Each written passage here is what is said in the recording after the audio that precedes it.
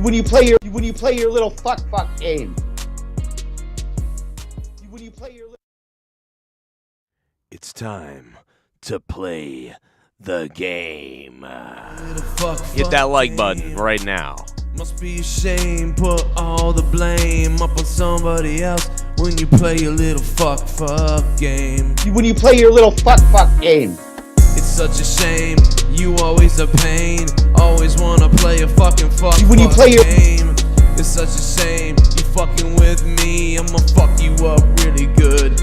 Quickly play your fuck when you play your little fuck games. When you play your fuck games, it's such a shame. When you play your fuck game. When you play your little fuck game. Every time you're playing your fuck game. When you play your little fuck game. It's always such a pain when you fuck game. When you play your little fuck game. You try to dox me, you're always doxing. You wanna dox me, you're gonna play your game. You're gonna play your fuck when you play your little game. fuck game. Play your fuck game. When you play your little fuck game. I always knew what you were doing. I always knew who you fucking screwing. You're always trying to be up to something lame. Try to play your fuck game. When you play your little fuck game. Why are you always playing your fuck game? When you play your little fuck games. Go ahead and play your fucking fuck game. When you play your little fuck game. It's such a shame.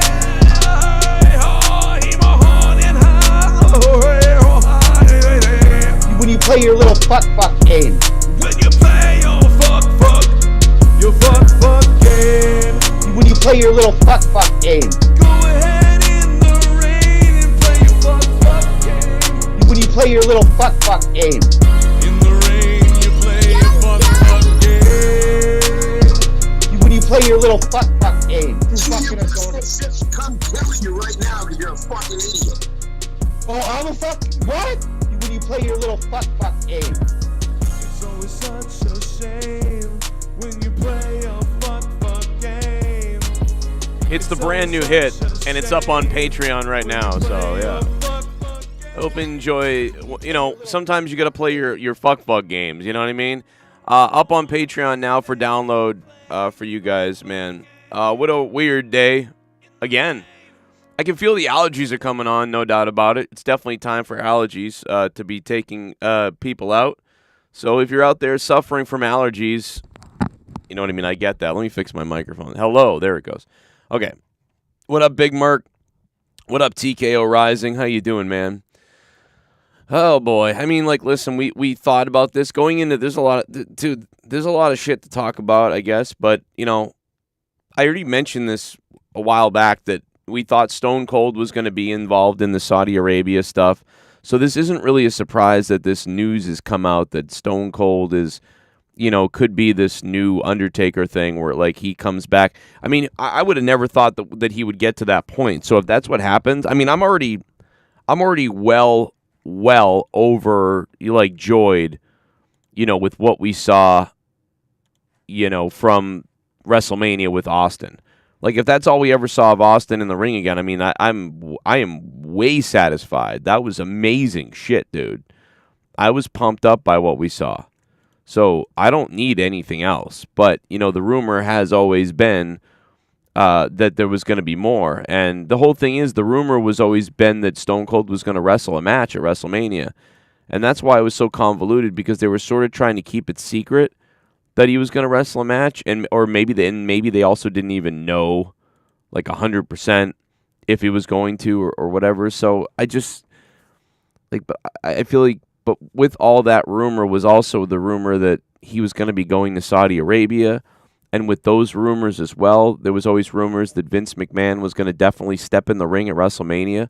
So when you add all those rumors up, it's like those are all rumors that came true. So they all went together with the same people were delivering those rumors.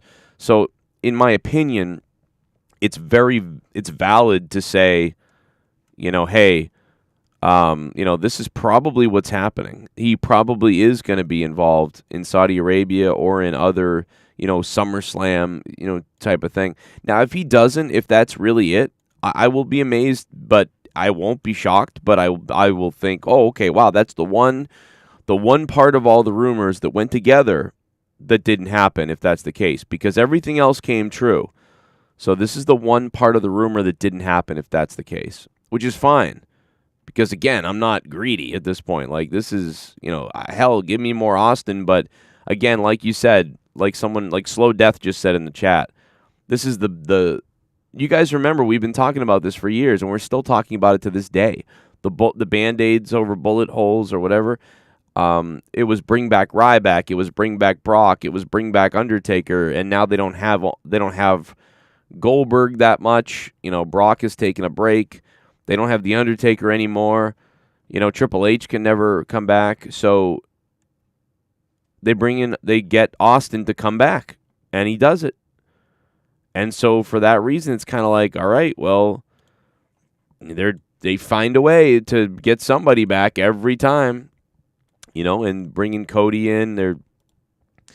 Cody's different because he's an active guy still, but. And he wasn't necessarily like the superhero of the company, but, he's going to be potentially.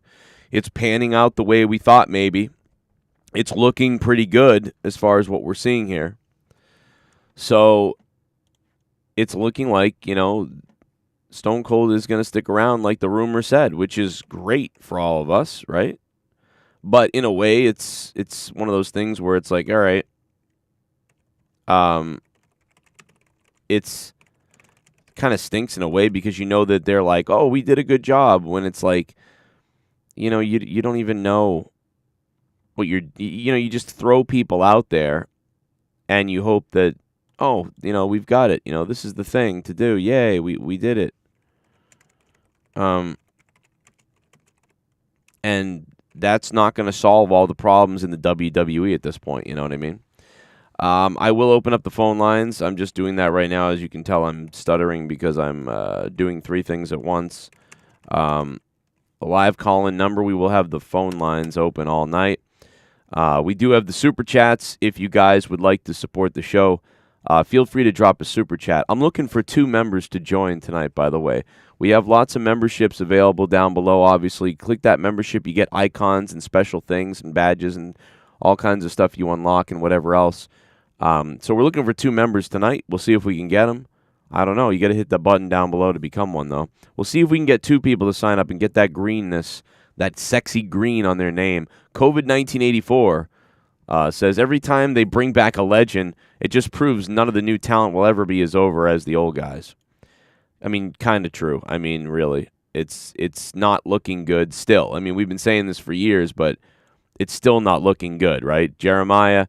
what up, man? Eric Venom says he must have secret top-notch state-of-the-art neck surgery, and now he wants to have more a run like Edge. I don't know. I'm not really sure. I don't think he's taken massive bumps on his back and neck. I think they're aware to stay away from that and to not do anything too crazy as far as that goes. So I don't think they're going to do anything nuts, man, that's going to destroy his neck. Or, whatever you want to say. So I think he'll be all right there. But, yeah, I don't know. Maybe there was something done. I would think we would have heard if there was something really majorly done to his neck, that we would have heard about that. I would think so, that we would hear about it. Hit that like button, guys, if you can. And basically, tombstone that like button in the Undertaker's underwear. 281's on the phone. I just opened Skype, and he's calling already. Hey, what's up? There was something done.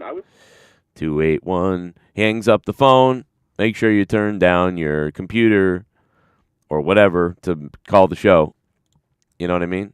Otherwise, you're going to echo. Last night, I want to shout out to Garguts. He became the JCS Digital Champion last night, and shout out to Drew Bar for being the top donation. Drew Bar last night dropped a crazy $300 super chat, which was insane. It made me jerk off. under my desk. Sunday night. It's a live Q&A, live chat. It's up to you guys. We're just hanging out with you, and I'll be responding to you guys, whatever topics you want, whatever you want to bring up. If you want to call the show, 339-226-6610, or drop a super chat, or use the donation link that is pinned to the top of the chat box there, or also the link in the description box down below. Just expand the description box. We also have a poll about what to do, and you guys seemingly want to take calls and talk WWE or AEW, so that's what we're going to do. 50 votes, so we will take phone calls. I'll do both of them because that's basically both of the things anyway. Talking WWE, AEW, anything you want about them. I got some things. I got some news things, but I'm interested to see open forum if you guys have something you want to plop out there for me. But we will also take calls as well. Colonel Stutters, what's going on, man? What up, E-Man? Put him in a pile driver spot. In Austin? Yeah, that'd be really good if, like, Edge pile drove Austin. You know what I mean? Edge picked up Austin. He's going too far. My God, he's going too far. You know, that sort of thing. That'd be nice if Edge, because, I mean, they could get some crazy heat on there, but I just don't think that you really need Edge to pile drive Stone Cold. You know, they're not going to do that. I mean, there's no reason to do that. Even, I mean, really, they could do a whole, like, neck injury thing with, you know, Austin could say, like, I don't know how many matches I got left. My doctor says my neck's hanging by a thread. I can't do Austin right now. I'm losing my voice still. My voice is going. But it's like, you know, he could say, you know, my neck is hanging by a thread. I got one or two more in me, and I ain't done. Stone Cold Steve Austin's not done. And he could say that sort of thing. And then, like, a couple weeks later, you know, someone could attack him in the neck, you know, with something, a headlock.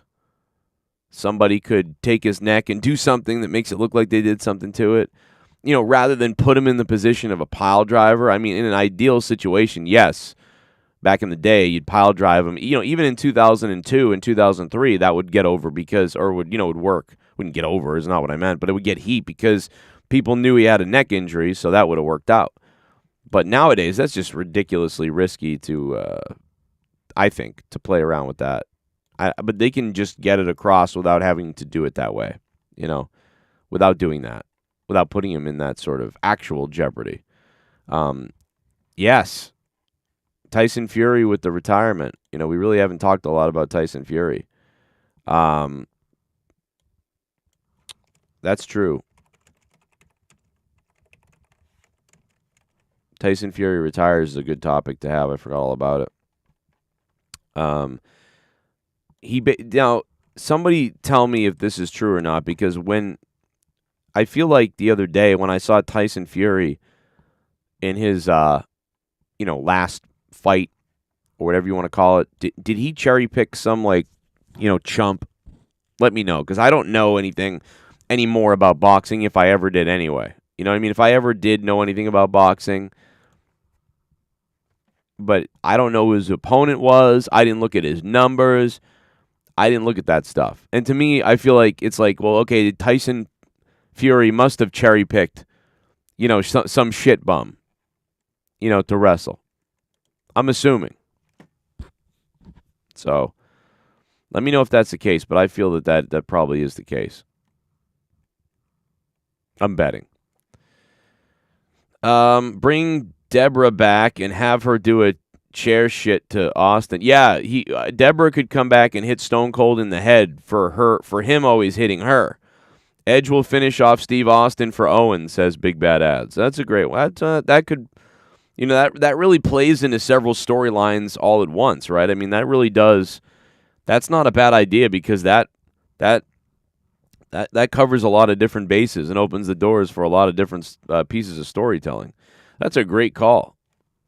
Yo, what up, everybody? Hit that like button and stick it directly up my ass if you can. Jam that like button deep inside me if you can. It's Sunday night, and we're here with you to take your phone calls, take your super chats or donations, take your whatever you want to say in the chat and read it. Whatever you want to do, guys. It's an anything goes situation tonight. Lots of wrestling. Monday Night Raw is tomorrow. We know that won't be very good, probably. Let's hope it is. Undertaker's done, but Stone Cold, is he the new Undertaker? Will he be the new Undertaker? He already said he's looking forward to next year's WrestleMania. So that, to me, you know, I don't know, man. I wonder if they haven't, you know, kind of come up with this idea of like, hey, Steve, you know, the Undertaker did this thing. You could be the new Undertaker here. And he might do it, man. He really might do it.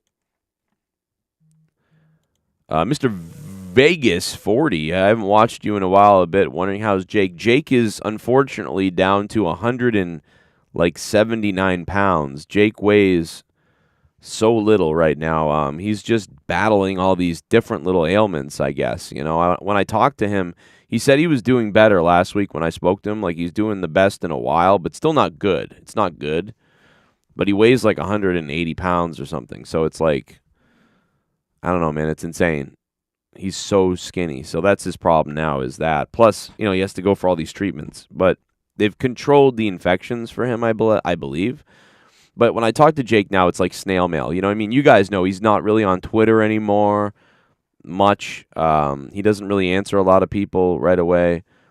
Sometimes he does. Sometimes I'll message him, I'll get a response right back. But sometimes he'll take a week because he's busy or something. And I'll notice he hasn't even logged on. So, you know, it's kind of getting like, I'll get updates like a week later or whatever. But yeah, so yeah, he hasn't been able to be on the show since October. I don't know, man. You can hit him up on Twitter, though. At Countdown Ended, he might respond to you. I don't know. But from what I understood, he's so backlogged on Twitter that he won't even look at his Twitter because it's just filled with DMs of, you know, and he like can't respond to everything. And he's just kind of gone, oh, he's probably overwhelmed by it, if he even looks. But we'll see. But yeah, he's very skinny. He's skinnier than I am now, by far. I'm 200. I don't know what's going on. I'm eating like tuna fish and drinking water and lemon water, and I'm gaining weight. I don't know what's going on. For all I know, I'm dying and I'm retaining water and fluid or something. I don't know. You know, I don't know what the hell is going on. But I'm like gaining weight. I don't get it. Normally, it's like, dude, I just lost weight a couple months ago, and now, you know, I knew I was going to gain weight because I started eating all this chocolate and shit, you know, and I was kind of depressed, so I was eating all this food, which is what I've been doing. But I didn't expect, you know, then I shut it down, and and a week went by, and I'm still at 218, and I'm like, wait a minute, what the hell is going on? Like, I'm running, I'm eating, like, the right stuff. I'm barely eating bad shit. It's weird, dude. I don't know what's going on. Normally, I lose weight quickly, so it's weird to gain weight. I don't understand what's going on. But yeah, Jake is, I think I just swallowed the seed. Ugh. Yeah, what? You want me to finish it? But there's Jake there when he was like 300 something still. Now he's smaller than I am. By a lot. Metabolism slowing down? I mean, maybe. My metabolism's been slowing down, obviously, since 28, but I mean, it's still, like, been pretty good. But maybe it just decided to end 6 months ago. All of a sudden, my metabolism dropped 6 months ago. I mean, what a bad luck situation, you know? I have ITP. What's ITP? Insane trans pussy? Is that, I mean, I don't know what that is. Steve, what's up, man? I'm looking for 2 members tonight. So if you got anybody who wants to become a member tonight, we have 75 members. We're looking for 2 new members tonight. Who's it going to be, if anybody? Steve O, what up, man? Garguts is your JCS digital champion. What a beast he is. We're taking phone calls, 339-226-6610. 339-226-6610. Wrestling questions, call-ins, rants. You want to fight with me, whatever it is. Call up the show. Drop a super chat if you want, the $ below, or use the link up top for Streamlabs. Drop a donation, or just keep chatting in the chatty chat, and we'll try to react to everything. But 339-226-6610, the lines are open. Just like Debe's legs, the lines are open. Most people probably don't even know who that is anymore, but she's a whore. I'm just kidding. No, it's just not. That's so terrible. 339-226-6610. There's the phone number. Phone lines are open now. It's definitely been a lazy Sunday, says Anthony Brooks. Yeah, it's been a bit. I don't know, man. I did a bunch of house shit. Like I went out to see Sonic, and I'm gonna review Sonic in a minute. I'm not gonna spoil it really, but I'm gonna give you my overall feelings about the Sonic the Hedgehog 2. I mean, dude, this movie's fucking crazy, dude. Did you guys see this? Oh my god, bro. Sonic the Hedgehog is hilarious. Like, it is, like, and I don't even know if it's a good way. The movie is so ridiculous that it's insane. I don't know if I've ever seen a movie like this. The movie is like, basically they were like, what if Sonic the Hedgehog was Marvel? What if this was the Avengers? But also, what if this was the most insane thing ever? We were just going to throw everything out there. I could not take my eyes off the screen for this movie. There was one part in Sonic the Hedgehog where it slowed down, and it was very bizarre. And you know what I'm talking about if you've seen the movie, I think. It was the wedding scene, and it was like, what is going on? Like, this scene is way too long. And I was like, are we going to get back to Sonic at some point? What the fuck is going on, dude? Like, I looked around, the kids in the theater were starting to get restless. Like, because the movie, like, became some kind of adult drama all of a sudden. Like, adult comedy. It was so weird. It was like, what are they doing? And I remember thinking, like, I like it, but it felt like that scene went on way too long. Like, somewhere they accidentally released the director's cut with the extra 4 minutes of that scene. That scene, I can't believe, wasn't trimmed by, like, 2 to 4 minutes. I was like, this is so off the path right now. But, like, I liked it. And, dude, when the giant owl appeared, like, Sonic saw the owl, whatever the owl is to him, the mother, and it was like a hologram of the owl. Dude, I started dying in the theater, and nobody else was laughing. And Leah thought I was crying. Leah thought I was having one of my anxiety attacks. She's like, are you having that thing where you cry? Why are you crying over this? And I'm like, and I wasn't. I was laughing. I was like, I'm fucking laughing. The fucking giant owl. Because it was just so, like, ridiculously epic. Like, oh, my God. And whatever her name is, like Master Claw Hair or whatever he called her. I don't even remember the name of the thing. But it was just wicked funny to me, this giant owl and, like, the way the projection happened. Dude, I was roaring in my seat. I was covering my face and mouth, like, and I was fucking giggling like a psycho. I giggled in this movie so much. I'm an adult. You know, I thought I would go and think this is pretty cool seeing Sonic. Oh, you know, the kids will love it. I would have loved this when I was a kid, man. Cool. You know, and like, I like Jim Carrey's kind of funny. All right. You know, but I was in hysterics for this fucking movie. Like, because Long Claw. Oh my God, dude. It's the name too. Long Claw. He's like, Long Claw. Bro, this movie is over the top. It's like ridiculous. And there are just funny, retarded moments in this movie. Like, this might be one of the best video game movies I've ever seen. Like, it's up there. It's like Mortal Kombat 1, the first one ever in 94, Sonic the Hedgehog. I mean, the first one's good too. It's really good. The Sonic the Hedgehog 1 and 2 are great. Maybe the first Resident Evil's decent, even though it was like weird and it was like, what is this? This fucking Resident Evil is weird, but I still kind of like it. Doom, I thought was good. Warcraft was pretty good. I mean, there's a lot of decent movies or whatever. I even like Tomb Raider, dude. I like the first Tomb Raider. But, dude, I did see the post-credit scene, yeah. You know what? My son spoiled it for everybody. I won't say it, but I'm sure everybody's seen it by now or whatever, or doesn't care either way. But my fucking son spoiled it. Finn, my 6-year-old, we're halfway through the movie. My son, the 6-year-old, leans over, and not to me. I didn't get spoiled, but he leaned over to Gavin and Brenna, my other kids, and he goes, "Guess what's happening at the end? Blah blah blah." And then they're like, "What? Why'd you tell us that? What?" And then he tells Leah, and Leah goes, Finn just spoiled the end for me. I'm like, what? I'm like, don't tell me. I mean, it was, it's a stupid thing anyway. It doesn't matter really. But I was like, I could have guessed that would happen.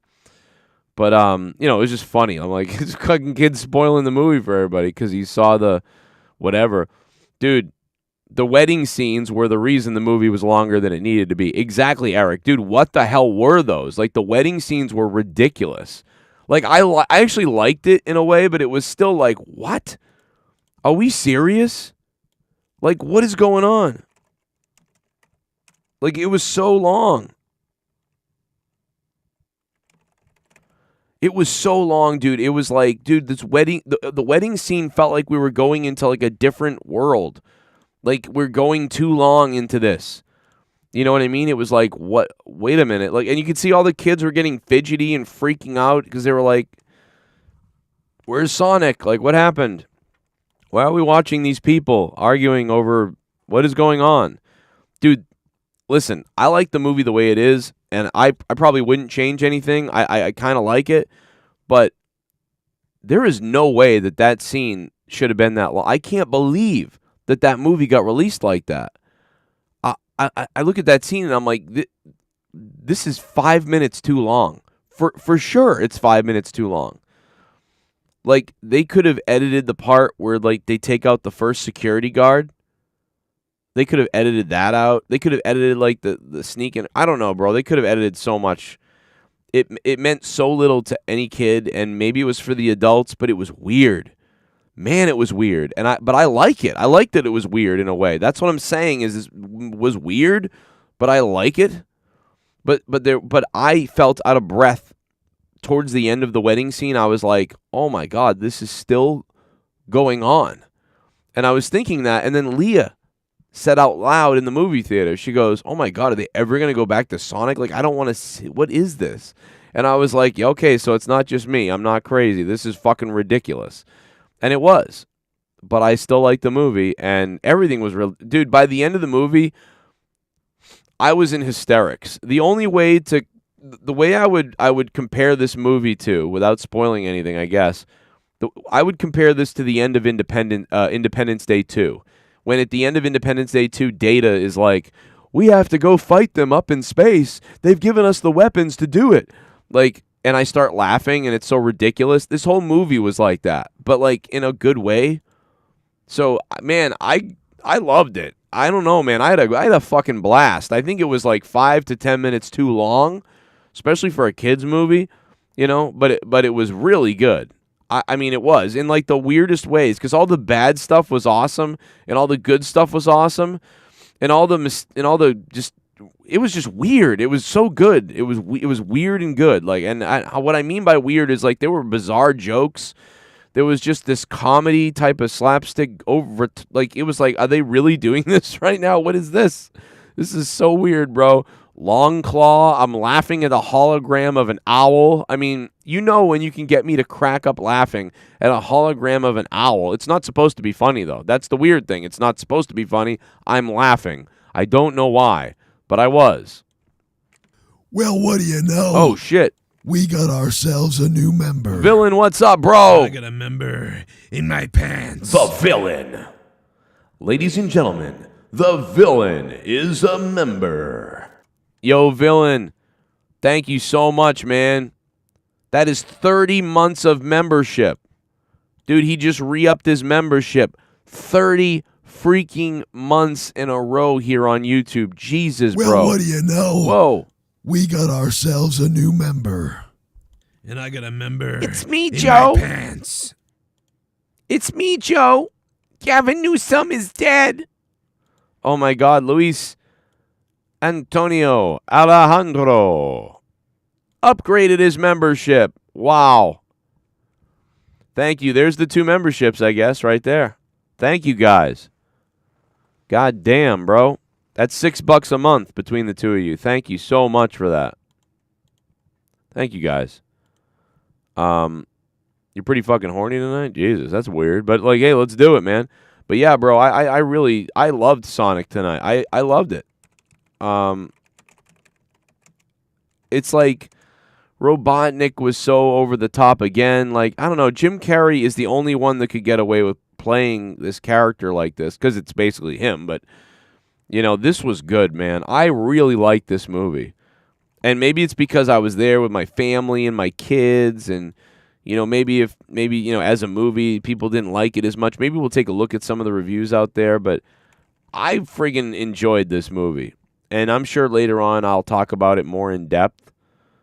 But I really liked it. I mean, the Tails explanation was a little bit vague. Like, I've been watching you because I see, you know, it's like weird.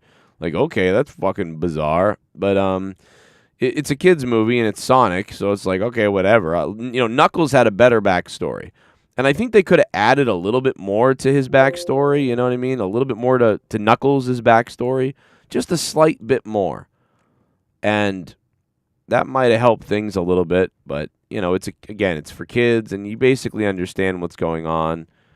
But, yeah, they could have done a little more there, but for the most part, you know, there's just everything was so over the top and ridiculous that I found it hilariously, like, terrible, awesome.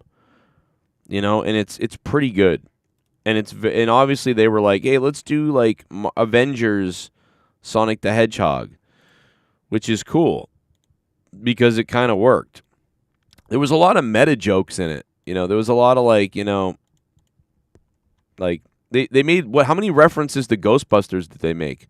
They made like fucking two or three Ghostbusters references. I'm surprised they didn't make a Star Trek reference. When they were in the snow outside, I was like, they're going to mention Star Trek. He's going to be like, this is like Star Trek The Undiscovered Country when Kirk gets stuck on the snow plate, like whatever. I thought they were going to do that because they were like, they didn't go, it wasn't bad. Like they didn't go over the top with anything, really. But they did make some references to like, you know, Paramount stuff, you know, and with Paramount Plus and that sort of thing. Not a lot, just a couple of things. And one of them was Ghostbusters. And it was like, well, obviously that, you know, makes sense. That's their IP, right? So I get why that's mentioned. But I'm surprised they didn't drop a Star Trek reference in there with all the stuff that they were doing and trying to push Star Trek like they are. And whatever. Anyway, we'll see. I got 281's on the phone again. What's up, 281? What's up, Joe? What's up, man? You want to do something about it? No, I'm just kidding. How you doing, man? What's up? No, you're good. Hey, how you doing today? I'm doing all right because I drank an entire gigantic cup of Mountain Dew shit at a movie theater. I saw a movie, and then I'm tired.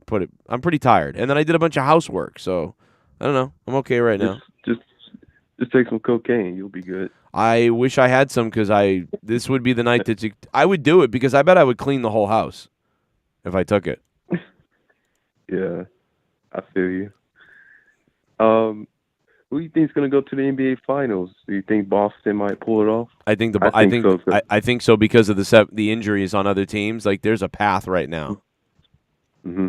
Think about it. Like the 76ers, who just got, what's his face, just got injured or isn't coming. Like, dude, they're a mess. Every team is a mess right now. I think the Celtics are going to go to the championship. I don't know if, we'll be able to win, but I mean, let me just look at the playoff tree. And by the way, I didn't watch a lot of basketball this year, obviously, so I'm not going to pretend I know a whole lot of what's going on this year because I didn't watch a lot this year. And I would say every year I've been watching less. But I mean, Milwaukee, I think it's going to be Milwaukee and Boston. Mm-hmm. But, I mean, it's a tough decision. I mean, Boston has the best defense in the league, and obviously Milwaukee has the best player in the NBA right now. So, tough who was going to come out the East. And honestly, I think Golden State or the Suns going to be in the finals versus either Milwaukee or Boston. So we'll see. So we could get a repeat. I mean, but I don't think so. But yeah, I would say that I'm trying to think of who my pick is in the Western Conference. I'm trying to think. I agree with what you just said. It's probably going to be either the Suns or Golden State. I think I'm going to go Golden State. So I think it's going to be Golden State versus. It's either going to be Golden State versus Milwaukee, Celtics or Miami, but I'm going to be a homer and pick the Celtics. But you're right, all roads lead through Milwaukee, to go to the finals. It'll be Celtics Milwaukee to go to the finals, and it will probably be Golden State versus the Suns to go to the championship. I mean, I would bet those teams. I 100% agree with that. And I think this Celtic team is probably the best Celtic team since, they had Kevin Garnett, Ray Allen, Paul Pierce. Yeah, and what's weird about that though, it's so different because like I don't know, man. Like obviously we've got great players, but it feels more like a team effort. It's than that team. That team really relied on the big three or whatever. But I mean, obviously now, I mean, dude, last night what happened? I mean, when you got guys like. Things were hitting on all cylinders last night. When you got a fucking pasty Peyton Pritchard coming off the bench doing what he's doing, I mean, bro, you're in trouble when fucking the bench is clearing out like it was. Right.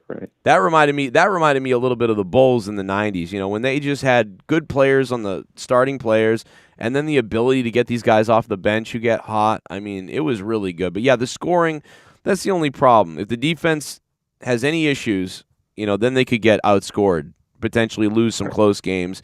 But everybody, dude, Jaylen Brown, I didn't think he was going to play.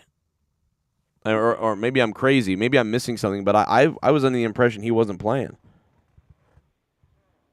I think it was the other guy. I forgot his name was, but I know Brown was supposed to play, but it's some other guy that wasn't supposed to play. Yeah. I forgot his name. Yeah, it wasn't Tatum, but I haven't been paying too much attention. So, like, I basically tuned in and was like, I expected this Celtics team. But people were telling me, like, oh, yeah, this person came back and this whatever. I'm like, oh, I didn't even know. Because I don't even know what's going on that much with the Bruins. I'm a bigger hockey fan, and I don't even know. Like, I've watched the Bruins games this season, but not a ton. And I've watched even less of the Celtics. But, so I am what do you call it? I am bandwagoning onto the Celtics now that they're in the playoffs, but I think it's Robert Williams. It's Robert Williams. Yes, it's Robert Williams. It is him. Yep, that's definitely him. He's got neck tattoos and shit, right? Yeah. Yep, it's him. I can picture him. Yep, that's him. I didn't expect him, and when he's on, like, holy shit, bro, he's a crazy defensive player. I believe, if I remember his numbers right. Yeah, I was looking at his numbers the other day, and I'm like, damn, like, this is, like, dude, it's a exciting time. Even if the Celtics don't win, just the idea that it's exciting is good. It's always good to be a little excited, even if you don't win. Hopefully they win. Who's your team, by the way? Team. My favorite team's the Milwaukee Bucks. Oh, okay. So, yeah, we'll end up fighting with each other later. I'm telling you, we're going to play the Bucks. And the Bucks... It's going to be a great series. If I'm a betting person, like I'm betting, I'm probably betting the Bucks. But if I'm a Celtics fan, I'm picking the Celtics because I'm a Celtics fan. So that's what I'm doing. But I would bet if I was neutral and didn't, and I was betting and I wasn't from Boston, I'd probably pick the Bucks. But it really comes down to what the Celtics do next. When you have that destiny like a team, that's what I'm waiting for to see. If they're rolling still, then there's something going on with the Celtics, this chemistry that's clicking all at once that's dangerous. But the Bucks, to me, I just know they're good. Like, I know they're good. But the Celtics are going to rely on this chemistry to keep rolling. They don't have the raw filth, that the Bucks, you just know what they're going to do. Because, again, like, they've got the best player going. They've got the best, and they've already been solid. With their records over the years, if I remember. I mean, the Bulls, the Bulls are like, I'm not. The Bulls fans the other day were like, "Oh man, we're gonna win." I was like, "What?" Like, I'm like, dude, you guys are so confident. You're playing the Bucks, like I don't know why. And now they're devastated. A couple of the people I talked to the other day, they were like, "Oh, I'm mad about whatever." I'm like, I don't think you should be mad, man. You guys are playing the Bucks. Like, I mean, I didn't expect. Who expected the Bulls to beat the Bucks? I didn't. Nobody. And honestly, since it's 3-1 now, I mean, it's no shame. I mean, at least they didn't get swept. Yeah, they're fighting a little bit, but the Bucks are just so good, man. Dude, didn't they beat them like 120 to like 90 yesterday or earlier? Yeah, I think it was 2 days ago. Yeah, that was Man, that was crazy. Yeah, I wouldn't even if I was a see. This is how bad it is for Chicago at this point. If I'm a Milwaukee Bucks fan, I'm not even watching. I'm like, all right, I see that series. Yeah, we'll beat them. I'm gonna go have some drinks. I'll tune back in the second round. Like, I mean, unless I had the time. You know, I'm at the point in my life where I don't have the time as much. So the only thing that sucks is if the Celtics do win, I'll feel crappy that I didn't watch more games. Like that. That's the only thing that sucks. But yeah, man, I'll let you go. Good call, man. I think we'll be in good shape. Appreciate it. Thank All right, man. Take it easy. Keep it hard. Good call. That guy was so chill that he was freaking me out how calm he was. Like, it was starting to freak me out. You know, he was like, yeah, like I'm not like I need to smoke a joint to talk to you. Like at this point. No, that guy was awesome. Made me think about the basketball a bit. So there we go. But yeah, really enjoyed Sonic tonight. I love Idris Elba did a great job. Voice of Knuckles. Kind of sounded like the voice he did in the Star Trek movie a couple years ago. Fuck you, Lakers fans. I'm sorry. Lakers are the best franchise ever. I don't know, man. Celtics are going to have more NBA championships than you guys, and we've had them for years, so suck it up. You all right? You be careful. You shut up, Lakers fans. I'll get a fucking helicopter for your whole team. How about that? For everybody on the team gets one. All right? Piloted by a fucking irresponsible white guy. How about that? All right? So Lakers, shut the fuck up. All right? AIDS and plane crashes. That's all I think about you guys. AIDS and plane crashes. Sip this lemonade right here. Oh, my God, dude. Oh, my God, bro. Thank you to the villain for becoming a member. And to Luis Antonio Alejandro for becoming a member. Super chats are available. If you'd like to drop a super chat, they're on. The link to the donations are above, top right in the chat. Use that link for Streamlabs if you want to drop a dono, change a topic, talk about something specific, call me a dickhead, whatever it is you want to do. Use the Streamlabs link on the top of the chat to do it, and we'll talk about it. Whatever you want to do. All the donation alerts are listed in the description box down below, so click on that if you want to use it and expand the description box down below to see what they all are. Some people still ask me, do you still have this one? Do you still have that one? Well, they're listed down below. You'll see them there. And shout out to Garguts for being the JCS Digital Champion. Garguts is an amazing person, right? It takes an amazing person to sneak into a country like this and still get a social security number somehow. You know, so shout out to Garguts. Shit, bum. Oh, shit. NHL game of the night. Yes. Lightning 8, number 1 seed Panthers 4, final. Ha ha ha. Panthers gave up 8 goals tonight. Fuck him. Hashtag let's go Caps. Lightning 8 and the Panthers 4. Take that, Pacharo. Hey, Pacharo, where's my tweet about your fucking Panthers, you cocksucker? But no, in all seriousness, DWELSH, even though you say that, I agree, but you know, dude, I don't care, bro. The Panthers are insane this season. I don't think the Florida Panthers are, you know, just because they finally lost a game, dude, they're on fire. I would be terrified to play the Panthers right now. I don't know what kind of crack cocaine steroids the Florida Panthers are on, but, dude, they're on it, okay? But you had to score 8 fucking goals to beat them. Do you understand that? The Tampa Bay Lightning, and Tampa Bay's good, right? Like, if Florida Panthers didn't exist this season, for some reason, Tampa Bay would be one of the top picks to win the Stanley Cup. But, bro, it took you 8 goals to beat the Florida Panthers. They still scored 4. They're crazy, dude. Look at their record. 57, 16, and 6. Dude, what the hell? 49, 22, and 8. I mean, obviously Tampa's really good as well, but Jesus Christ, dude, the Panthers... Dude, they've, like, I can't believe that fucking record is crazy. I would not want to play the Panthers. And Tampa's obviously really good, but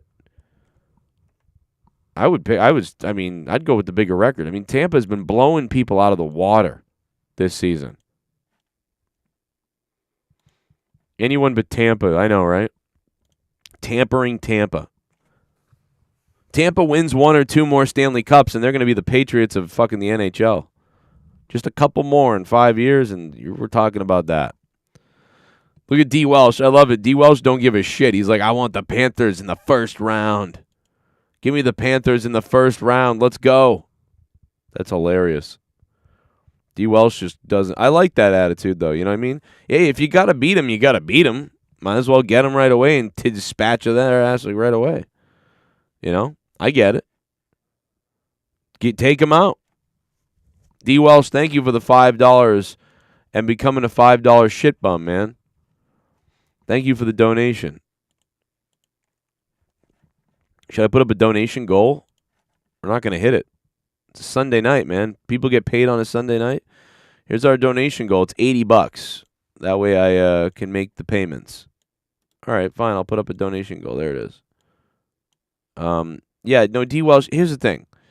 I never liked these donation goals, but people seem to like them, so I'll put it up. I always thought they were, like, pretentious. Like, I need to make this much. But everybody likes it, so fucking, and it worked. Remember a couple years ago I put up a goal of 1,000, being retarded, and then we hit like $2,500. It was like, what the fuck is going on, bro? You guys went crazy. It was nutty. But yeah, I don't like them because I feel like they're pretentious. That's why I never used them for years. In 2015, 16, 17, 18, I never used them, and it's like, but they're fun sometimes. So it's fun tonight. Let's see if we hit $80. Either we hit $80. Or we don't. If we don't, then I starve. And if we do, then I'll be excited. So either way, it's kind of fun to watch Joe squirm. But certainly don't expect it. You know what I mean? It's just a nice little fun thing to do. Look at my fucking teeth right there in that picture. DWELSH starts it off with a cool $5 and a shit bum. But again, closing thoughts on, again, Sonic, Knuckles, Hedgehog 2. My kids loved it. I want to thank you guys for saying hi. Let me go ahead and... we took a picture in the photo booth, and I thought the fucking photos were hilarious. So let me see. So in the photo booth, they had themes, and in the photo booth, the theme was Ghostbusters. They had a couple of different themes, but the one we chose was Ghostbusters. Obviously we're like, yeah, we're going Ghostbusters. No, we're going to go Ghostbusters theme. So we went Ghostbusters theme, and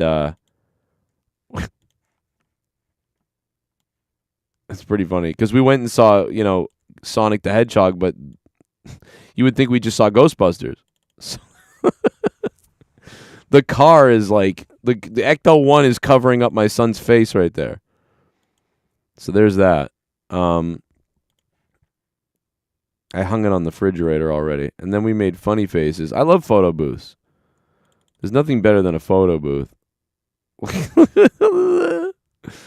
Oh my God. I wish I had red hair, like my kids. Why did I get dirty brown blonde hair? I don't know why Finn made a sad face in this one. He looks like a ghost. We look like ghosts. If AJ Adams was here, he'd say that. He'd be like, oh, they're Ghostbusters. That figures. You all look like you look like ghosts. You're so pasty ass. You the ghost. He would say that if he was here. Fucking AJ Adams. He cracks me up. So yeah, the refrigerator has our. Leah didn't want to be in the photo booth, and neither did Gavin, and they're so similar that it makes sense, right? Leah and Gavin didn't want to go in the photo booth with us. But also, they couldn't have fit, to be honest. If they had come in the photo booth, it wouldn't have worked out. We could barely fit the three of us in there. So, it's like a bookmark, too, the way the photos came out in that slide. It's like a fucking bookmark. But yeah, the kids had fun at Sonic. I had fun at Sonic.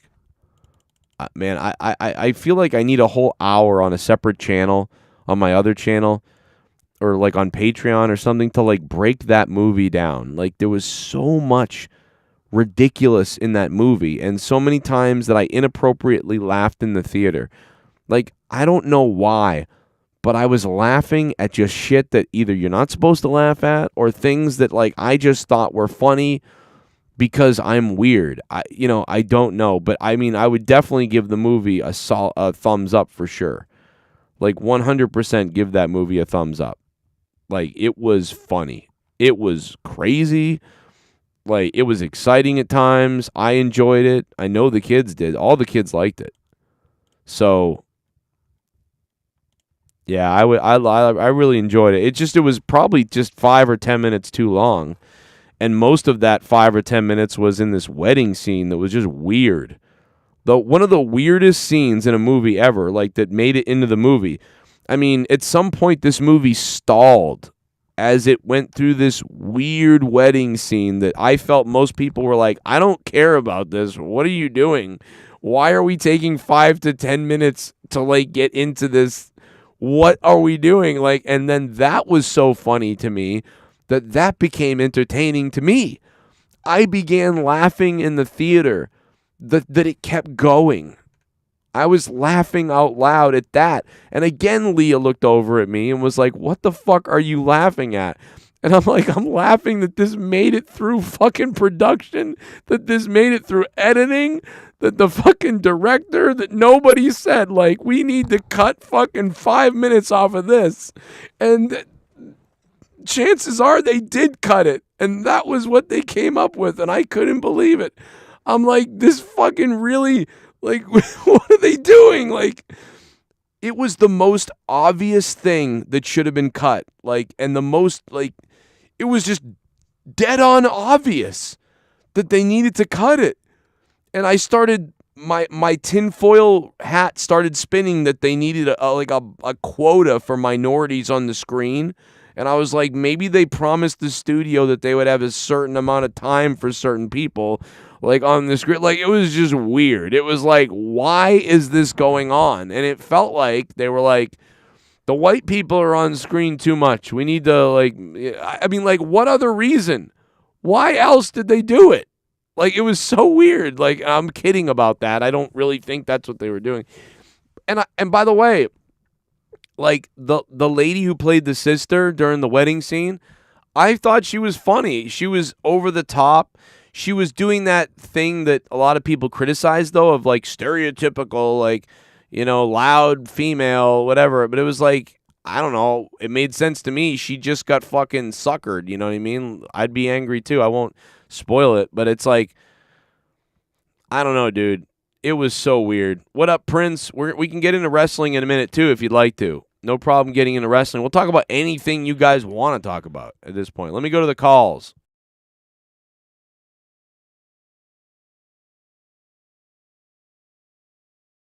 For you. Drop that question, baby. What is it?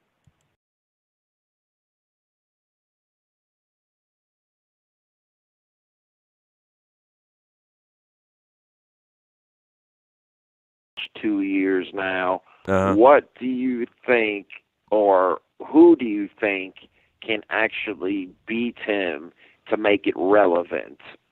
Like to make Cody him Rhodes, to make him relevant, or no. to make the title relevant, or to make themselves relevant? What do you mean?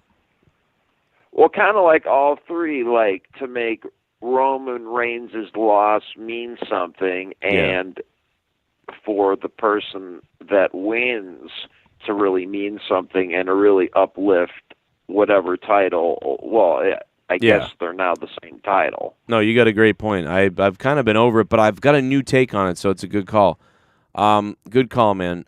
So here's the thing. Great call. You might be on crack, but great call. No, not crack. Amphetamines. No, thank you for the call, man. I think that there's a couple of things. My original idea was, okay, nobody can beat Roman Reigns. Why did I just do this? Let me tell you, nobody can beat Roman Reigns unless it's the new guy that's over with everybody, right? Could that be Cody? Could that be Braun Breaker? They're going to try Braun Breaker, and Cody could become that. Will they allow Cody to become that? I don't know, because they might want to push Braun Breaker so much. That are they going to treat Cody like they did Daniel Bryan and treat Braun Breaker like they treated Roman Reigns and override Cody because they want Braun Breaker? I don't know. But the person that beats Roman Reigns needs to be the next guy, needs to be the next face, the big baby face.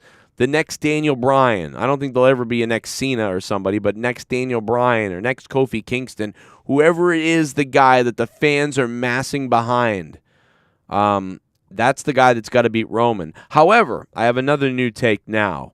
Now that they've planted the seeds for Cody Rhodes, who said, my father never won that championship and I'm going to win it for him and all that story. Now they've got a story, even if the fans aren't behind somebody. So by default, they'll be behind Cody.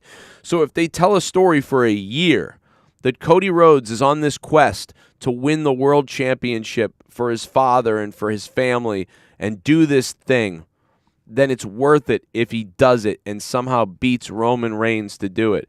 That will mean so much and be a huge moment that could be massive. Now, that's a way to have created the story yourself and fabricated the story that could work. So if Braun Breaker doesn't get over naturally and become the next Hogan and over guy that's crazy, well, they've got the Cody Rhodes story that they can literally, that they've already started to grow, and that could work. So, my opinion, it was always keep the belt on Roman until there's somebody that can come along to take it. Until the fans start going bananas for somebody and there's a new Stone Cold, Cena, Daniel Bryan, until that person comes along, you don't take that belt off Roman. However, if the fans are backing Cody like they have been, that story alone could be worth it. Maybe.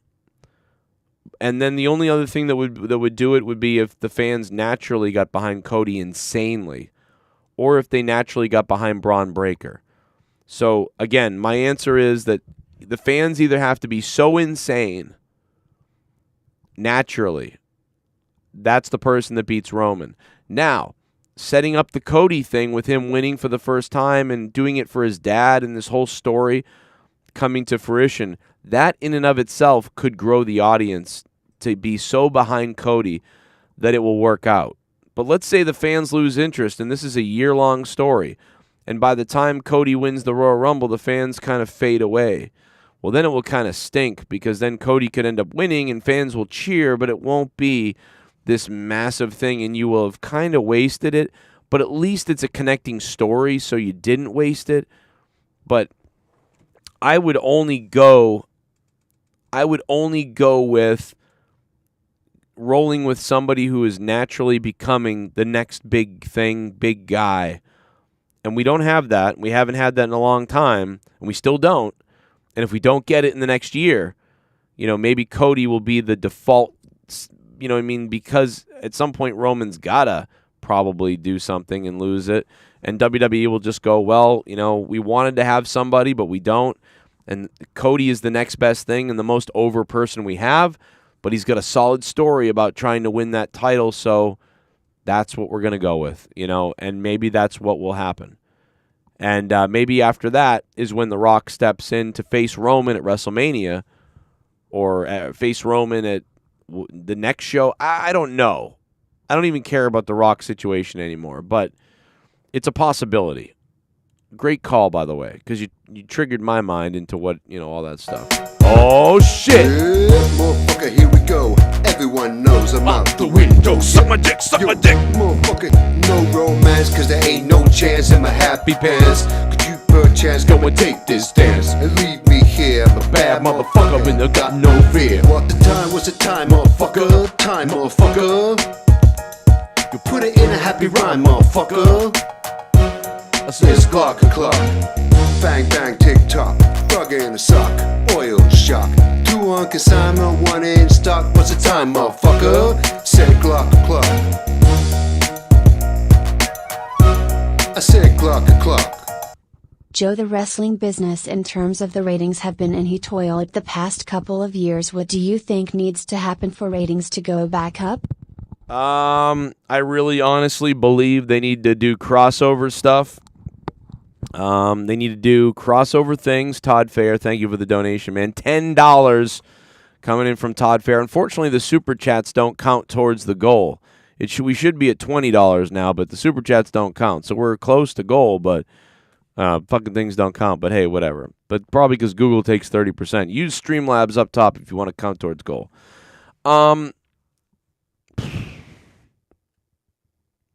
Well, it's really just about the week-to-week writing. Because I believe if you start telling good stories, you'll keep some of your current fans. And if you start telling really good stories, you could attract new fans. You'll attract new people. But we got to lock in on what is it that everybody likes. And I've given this example before, but let me give it to you really quickly. Let me give you the quick 30-second condensed version. My mother's boyfriend was a piece of shit, right? And he used to make fun of me for watching wrestling. He called it gay. He called me the F word and said, you know, you're a loser. When I was watching Bret the Hitman Hart in his pink tights wrestle the Heartbreak Kid Shawn Michaels, who came down to the ring dressed like a bondage sex limousine driver or whatever the fuck it was. So my mother's boyfriend was like, you're a fucking loser. And why do you watch this wrestling shit? And I was 12 years old, and I was like, I don't know, I like it. And then what happened is he would always make fun of it, and he wouldn't want to watch it.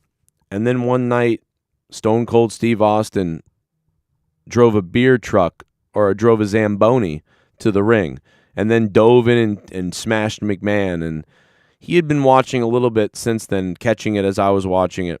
And he was like, Stone Cold. He would come home drunk, and he was a piece of shit, but he would come home drunk.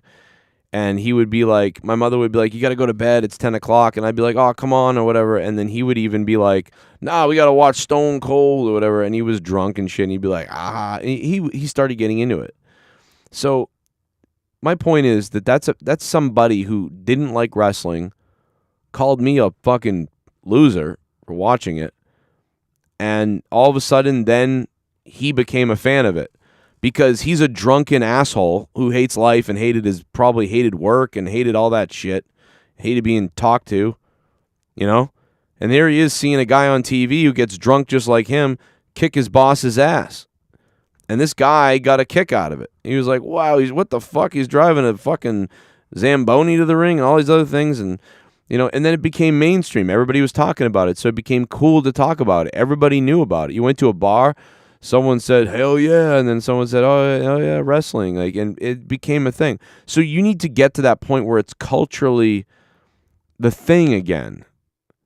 You know, it's like when Shawn Michaels and Bret Hart were wrestling at WrestleMania 12, if you went around the grocery store or somewhere and you were like, hey, did you see the match between Shawn Michaels and Bret Hart? Chances are somebody was like, match? What are they, like, wrestling? Oh, like Hulk Hogan? Like, and you'd be like, well, no, Hulk Hogan isn't there anymore, but it's like Bret Hart and like, oh yeah, I don't know, man. I know that Hogan and like I remember like the Muscle Warrior guy and the Macho Man and stuff. Yeah, but they're not there anymore. It's this guy.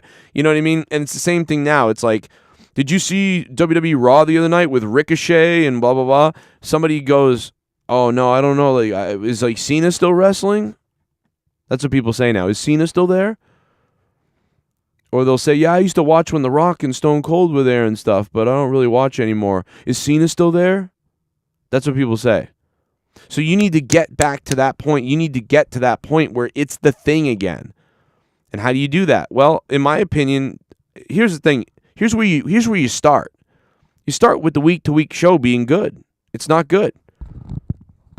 Right? When the week-to-week show was good in the late 90s, everybody was watching. It was mainstream.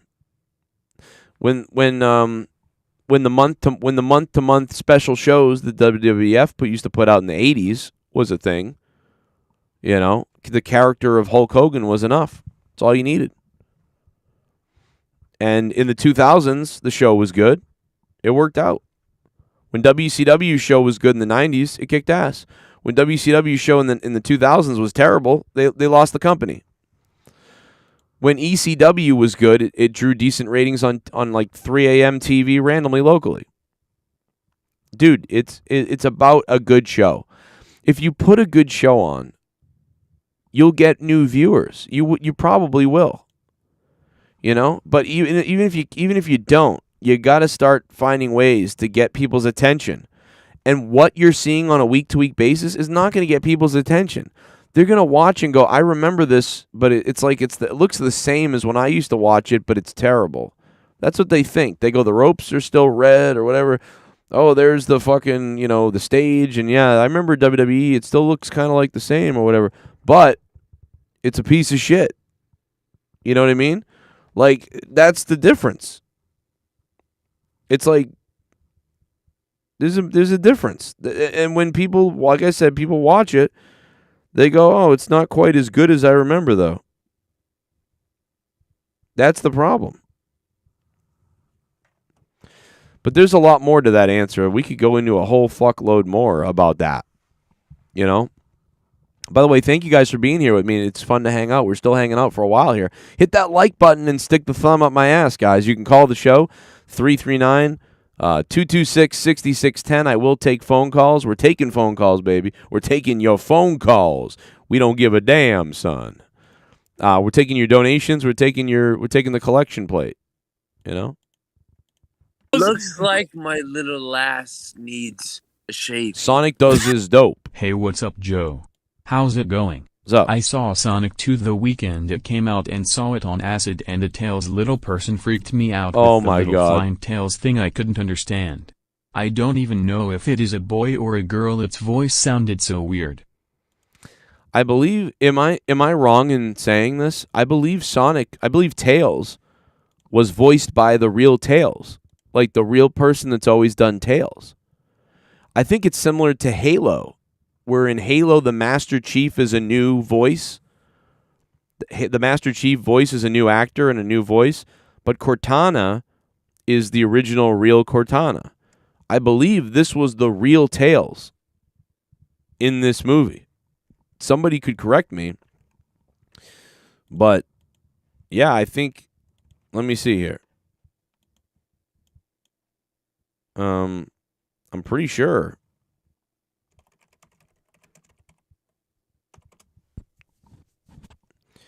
All right, let's go to IMDb. IMDb. You messing with ODB? I love Sonic tonight. I had such a fun time. Even though it was a mess sometimes, it was just fun. It was so ridiculous. And it was clearly too long, but whatever. And yeah, James Marsden was acting different in this movie a little bit. I felt like he was acting more like a douchebag Tom Cruise. I don't know why. But in the first movie, he was way more reserved and like friendly and like a family guy. In this one, he seemed more like, I'm James Marsden. This is cool. Like, it was weird. I don't know. He's weird, but I liked it still. Let's see. Let's see. Colleen O'Shaughnessy does the voice for Tails in this movie. And she's done in a million voices. Oh my God, dude, she has done so much work. It's unbelievable how much work she's done. Like, dude, go look up her fucking history. Go look up her IMDb. She's got 1 million credits. I thought she had something to do with Tails originally, but she doesn't. I thought she did Tails before. I could have sworn I saw that somewhere. In some show or... Okay, in Sonic Boom... Fire and Ice, Tails. I don't know what that is. Mario and Sonic at the Rio 2016, she's Tails. Lego Dimensions, she's Tails. Sonic 2, Sonic Boom. Sonic Dash video game, she's Tails. Is that true? Shattered Crystal, she's Tails. I don't know. Maybe she's not. I don't know. But yeah, very, very terrifying when you first see Tails in your dreams. She has voiced Tails since Sonic 10 series back in 2004. Thank you, E-Man. Yeah, so I knew she did something with Tails for a while. I thought maybe she did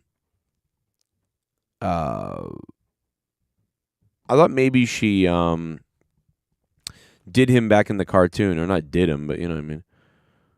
I'm glad you started wrestling at 12. I mean, no, I started wrestling at WrestleMania 6. I started watching wrestling in 1987. 1988. I think it's 1988 or 80, might be 89. Whatever WrestleMania 5 was. No, not WrestleMania 6, WrestleMania 5. WrestleMania 5 was the first WrestleMania I ever saw. And when I watched WrestleMania 5, there was nothing else out. So it was the only thing to watch was WrestleManias 1, 2, 3, 4, 5, a couple of SummerSlams and Royal Rumbles. That was it. That's when I started watching WWE and when I started watching wrestling. It was probably 1988 or 1989 when I started watching WrestleMania 5. So, yeah. Dude, by WrestleMania 12, I was like, wow, this is so different. Wrestling has changed so much. At WrestleMania 12, I was like, wow. So imagine now WrestleMania 38. You know, it's like, what the hell happened to the time, man? Jesus. I remember WrestleMania 8 like it was... I remember when it was the only WrestleMania out. Like, you know, I remember when there wasn't a WrestleMania 9. Like, I remember watching WrestleManias 1, 2, 3, 4, 5, 6, 7, 8 on VHS all the time, over and over again, and there was no WrestleMania 9. You know, it's like I remember distinctly that. Crazy. I remember having to wait to see the Ultimate Warrior versus Hulk Hogan WrestleMania 6. And I remember crying. I cried because I was a Hulk Hogan fan. And I did like the Ultimate Warrior. I was an Ultimate Warrior fan, but I really loved Hulk Hogan. So when Hulk Hogan actually lost, I was like, oh my God. Like, and I was crying, bro. I was like a 6-year-old crying that Hogan lost. It's crazy because it was babyface on babyface. You know what I mean? You'd think I'd be upset when Sid was beating the shit out of Hogan.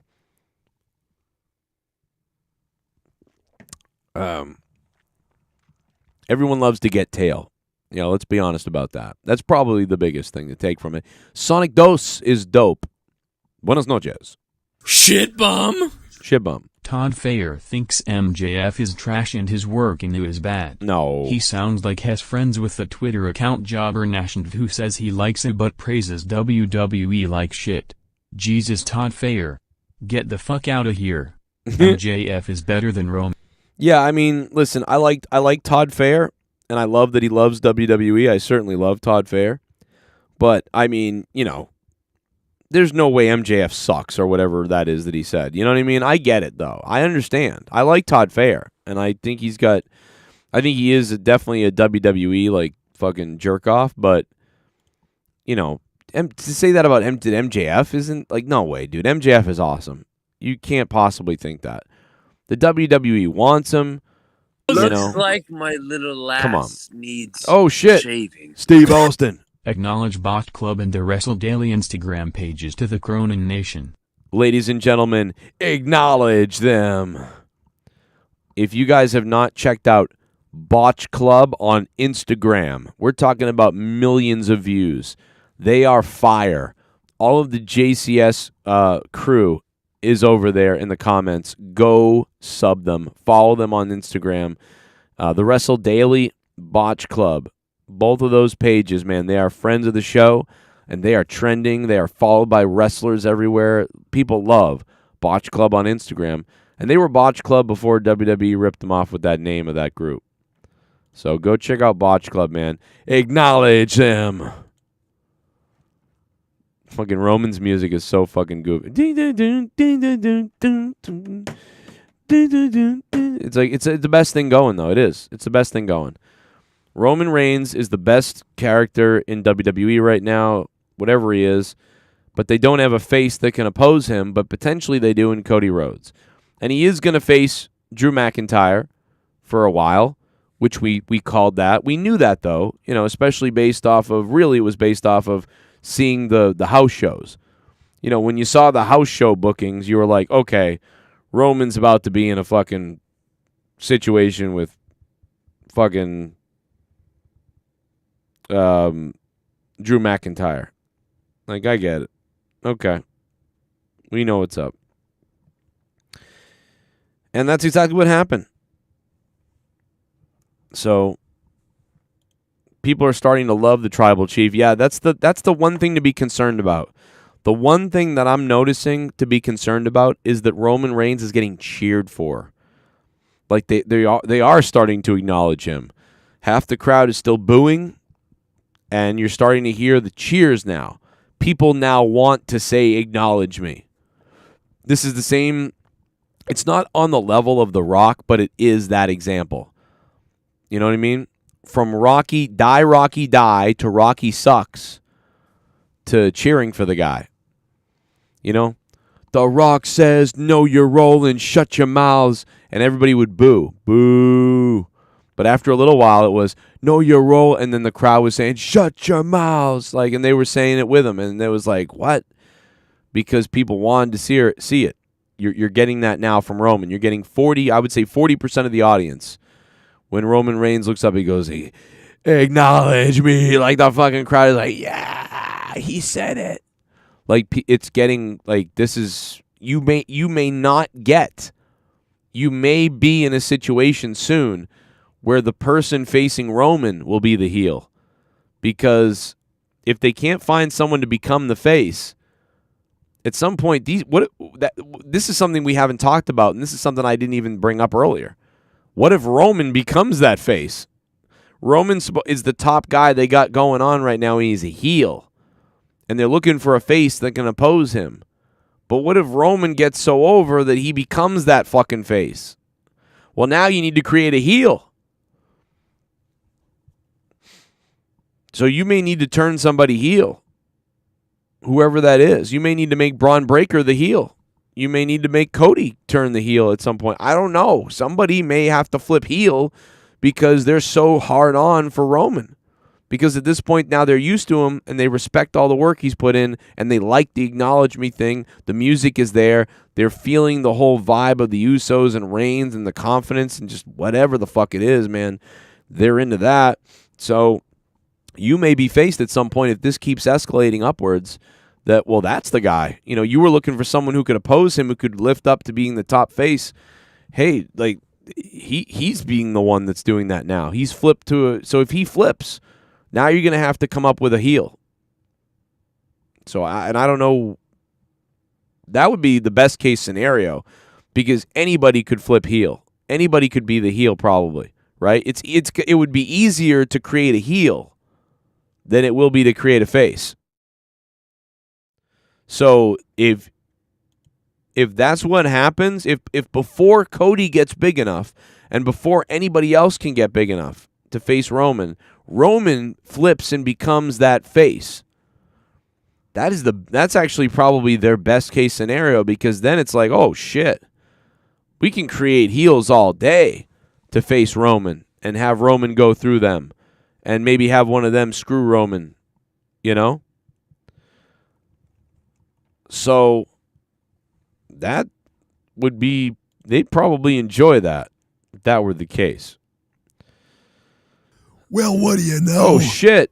We got ourselves a new member. Oh, man. And I got a member in my pants. Mr. Pico. Thank you, Mr. Pico Boulevard. 7 months in a row. He's a contributor to the show.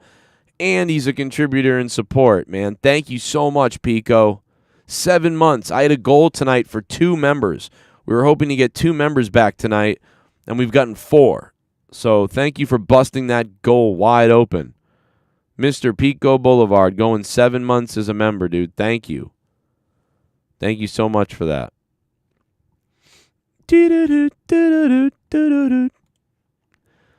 MJF could be that heel. That's true. But I just don't know if he can really bring what he brings in AEW to WWE. I can't imagine them letting him do that. You know? I mean, he may get a pretty good offer though. Maybe from WWE. But again, like, well, I don't know, man. I feel like MJF he'll be spoiled the wrong way. Like it won't go the way it should. With MJF, like they could do so much stuff with him, and I'm very concerned, that he would not be used properly. If that makes any sense. I would be pretty concerned about that. I hope that's not the case. If he does come to WWE, I hope that he's used very well, but all signs are pointing to Stone Cold Steve Austin returning for multiple matches, if not every WrestleMania, similar to The Undertaker. So that appears to be on its way. And we'll see. Let's hear this clip of Vince. Do you remember when Eric Bischoff on the air challenged Vince McMahon to show up at that arena the whole 9 months? Oh, yeah, of course. Okay. Yeah, great. Okay. Bro, I'm in Vince's house the next day. he's livid as a shoot, bro. It's like, bro, nobody calls me out. Like, you know what I mean? You could take your shots at me, but it was almost like now you're calling me out as a man. Bro, he was livid. Do you know the only reason Vince McMahon did not get on a plane and go to that show? No. Stephanie McMahon graduated college that day. John, I'm telling you, if it was not Stephanie's graduation day, Vince McMahon would have showed up. Wow. I don't know if I believe that. I mean, maybe it is. Maybe that is. I mean, Vince would know. I mean, so I guess I should believe it, you know? But, I mean, I've always heard that somebody must have talked sense into him, like, to basically say, like, yo, here's the thing, bro. Like, you can't go there and give them that attention. You know what I mean? That's because that's what they wanted.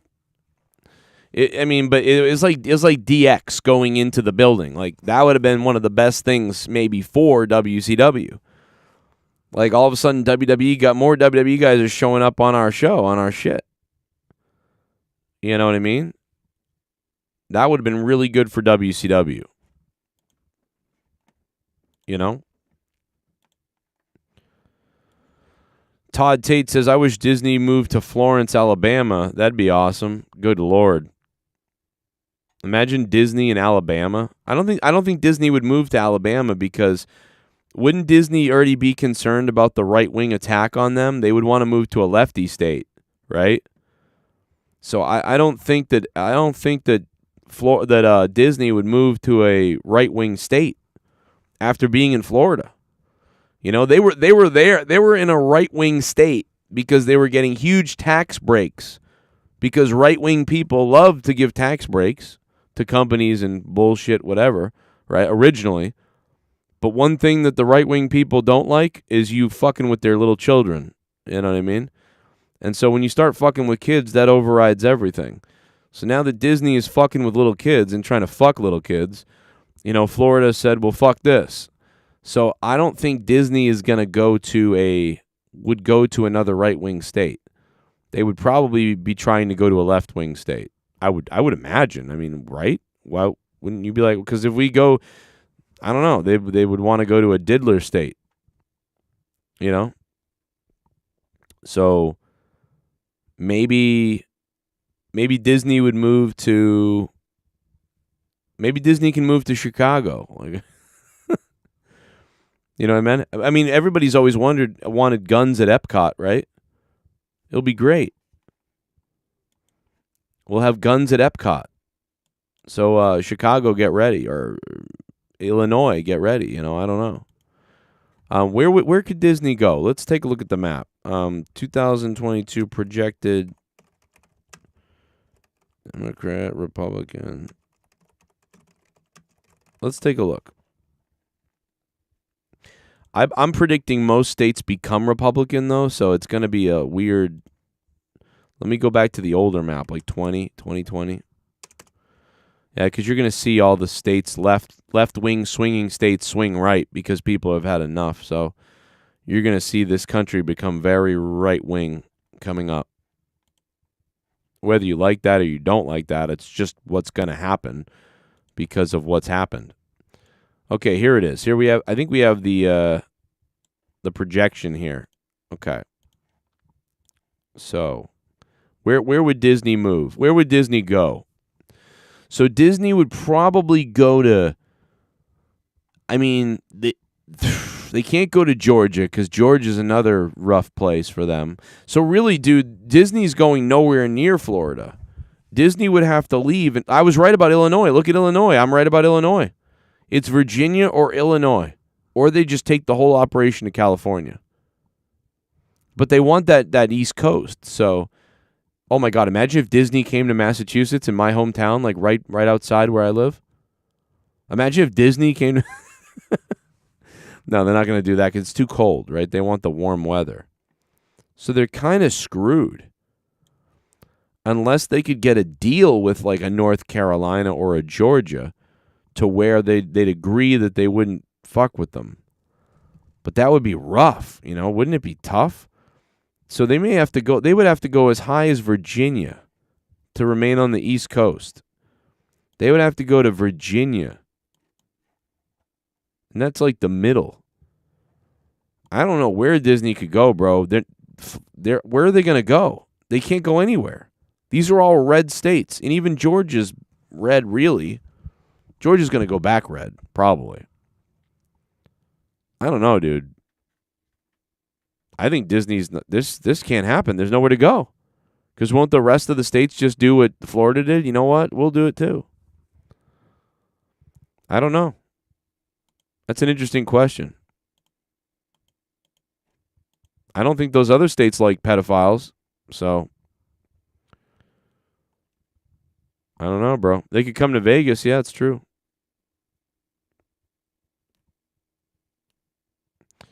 So yeah, if theoretically, if Disney decided to leave Florida, I mean, again, there's limited options because they'd be dealing with a problem all over again, somewhere, most likely. You know what I mean? Huh. That's quite the conundrum. Quite the conundrum. No state tax in Texas. Yeah, but again, Texas will try to cancel Disney as well. They'll be like, no. Mr. Pico, thank you for the donation, man. Did it not play or? Oh, you became a member and it didn't read your thing. Let me read it for everybody. Mr. Pico wanted a historical fight. Historical fight, Mrs. Buttersworth versus Aunt Jemima. It's a great call. Let's throw them up here. Let's see. Mrs. Buttersworth. Well, now I mean, Mrs. Buttersworth wins because Aunt Jemima's gone. There's no more Aunt Jemima. We've removed anybody who's black has been removed from any of our pancakes or any of our food. All the white people are still on all the food, but we've taken the black people off everything. So no longer will our future generations of children say, oh, look, a sweet black person, just like the white people. They're just like us. We're all the same. I like your food, Mrs. Aunt Jemima. You make me feel warm inside. And then somebody says, nah, man, I'm a racist. And then your child says, but I have Aunt Jemima pancakes all the time, just like everybody else, and it was great. What the fuck is going on?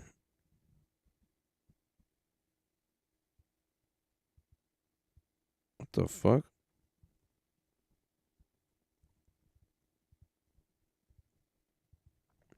The police have been driving around my neighborhood like for the last hour, and I've been watching it on my camera. Apparently, they caught somebody. What the fuck is going on?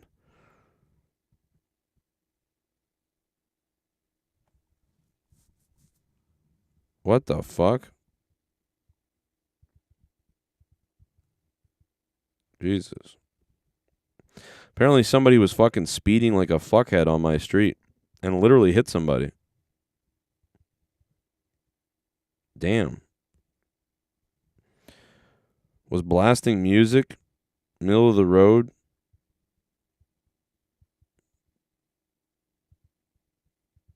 Damn. Wow. Well, apparently somebody's an idiot. Tell you what, man, you fucking do that near my kids on the street, I'm beating the fuck out of you in the street. There was a guy earlier. Where was it? He went flying by. Oh yeah, it was in the parking lot. No, it was in the movie theater. We were leaving the movies. And some guy went fucking bombing through the whole parking lot. And I went, what the fuck, bro? There was families walking all over the place. And this guy went flying like 50 miles an hour. No shit. I was like, dude, I catch someone I will fuck you. I'm done, bro. I'm on the edge as it is about everything. You fucking put some kids in, not even my kids, just someone else's kids even. I'm going to flip the fuck out at this point. I've had about enough of the bullshit out there. Dude, if, this guy took off like a maniac. I was like, man, that guy fucking hit my car, came near my kids. I'd be fucking ready to just hurt somebody. Like, people are driving insane everywhere. I mean, it's always been happening, but it's like, dude, what are you doing?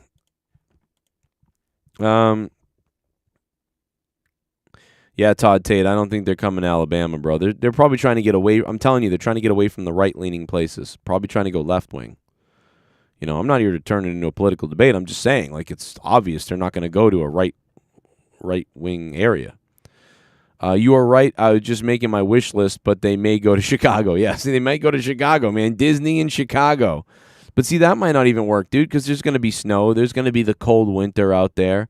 Disneyland is already in California, or World of Land. I confuse the two of them all the time. I don't fucking know. So I don't know what they're going to do. This is very, very, this is hard to predict. But maybe they'll just stay. Maybe they're going to just take it, you know, and they're going to stay, you know. I don't know. But, I mean, we're just theorizing, you know, just as a joke, you know, if they were going to leave, you know. I mean, maybe they're gonna announce that Mickey Mouse chopped off his dick, and he's now a Mickey Mouse will become a genderless mouse, a mouse with no gender. Whoa! Oh fucker, here we go. Oh shit! I'm out the window. Yep. Yo, the ghost from the coast. There ain't no chance in my happy pants. Could you perchance come and take this dance and leave me here? I'm a bad motherfucker, ain't got no fear. What the time was the time, motherfucker? Time, motherfucker. Put it in a happy rhyme, motherfucker. It's clock. Bang bang tick tock. Fucking suck. Oil shock. 2 on consignment, 1 in stock. What's the time, motherfucker? It says clock. Yeah, bang bang, motherfucker, suck my cock. I said clock. Love the streams, my man. Yo, the ghost from the coast. The coast. Thank you, Ghost. Hey, man. You guys are fucking supporting the streams like hell. I'll always bring them if you got the big one. The ghost from the coast. Yo, Ghost. Thank you, man. That was crazy. Ghost from the coast dropping a fucking sexy $20, dude. We got a clip from last night that I can play again. Let me get it up here. See, we should be hitting the goal probably, but because the super chats don't count, I don't know why that is, but man, Ghost, thank you for that. Holy shit, man. Ghost from the coast dropping the big one. Dude, last night, what's his face? I did Danzig Mother. Here's about 30 seconds of this. Listen how fucked up my voice is, bro. Listen to my voice here. It's fucked. You're crazy for doing that. Oh, here's the clip of it. I'll play that clip, and I'll play the other clip.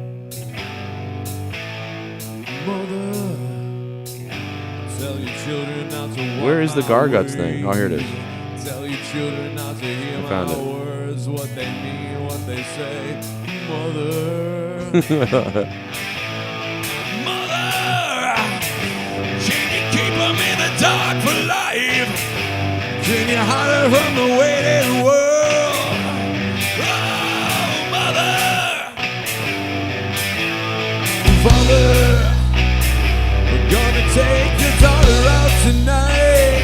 Gonna show her my world. Oh, Father.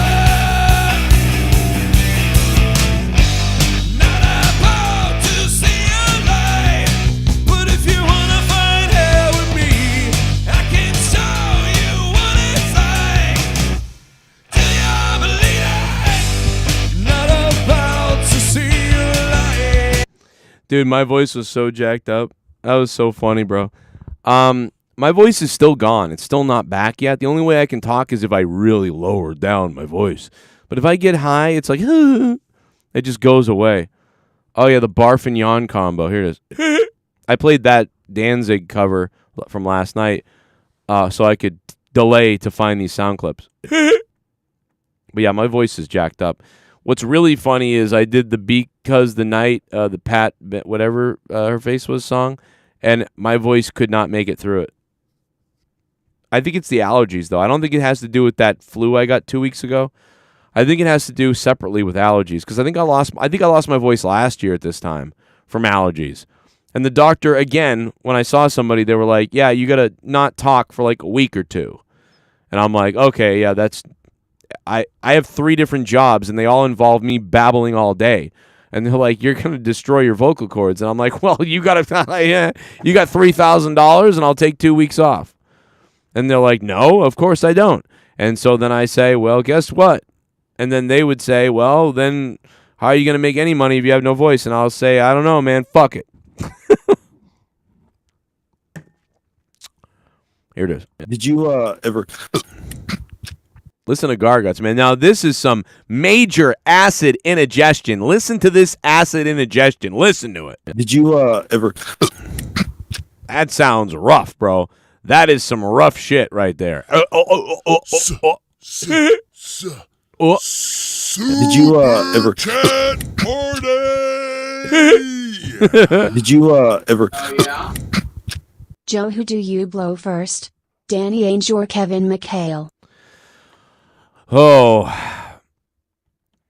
I got to go with maybe Danny Ainge, because Danny Ainge brought in the big 3 eventually. You know what I mean? Kevin McHale, obviously, like back in the day, I was in diapers and and Larry Bird, and he was great. And I probably as a player him, but Danny Ainge brought the championship that made me wet in 2007. So, you know, I'm going. That sounds terrible to do that, though. Whoa!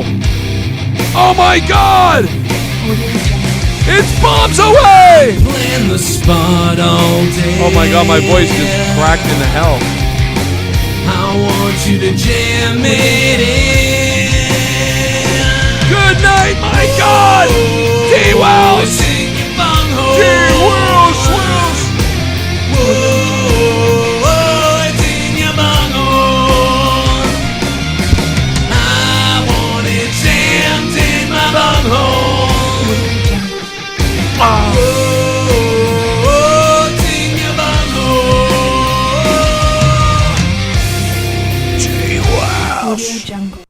Let's go ahead and blow away a Sunday night goal. Whoa! I'm coming for you. You're welcome, brother Joe.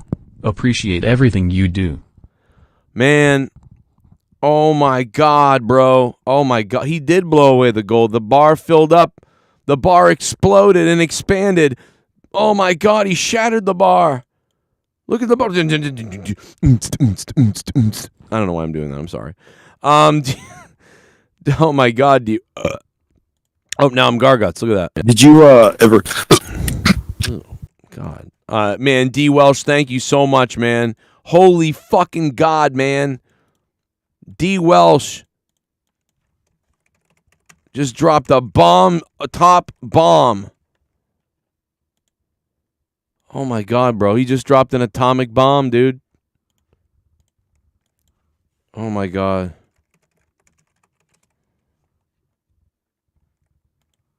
Oh, my God.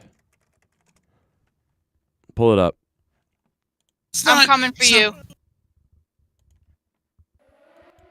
Kablooey. DWELSH. Bomb, bomb, bomb, bomb, bomb, bomb.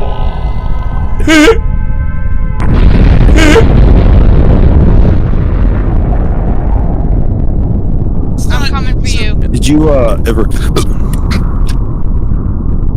That sounds so gross, dude. Did you ever... SITH come kill you right now because you're a fucking idiot. Oh, I'm a fuck... What? Say that again?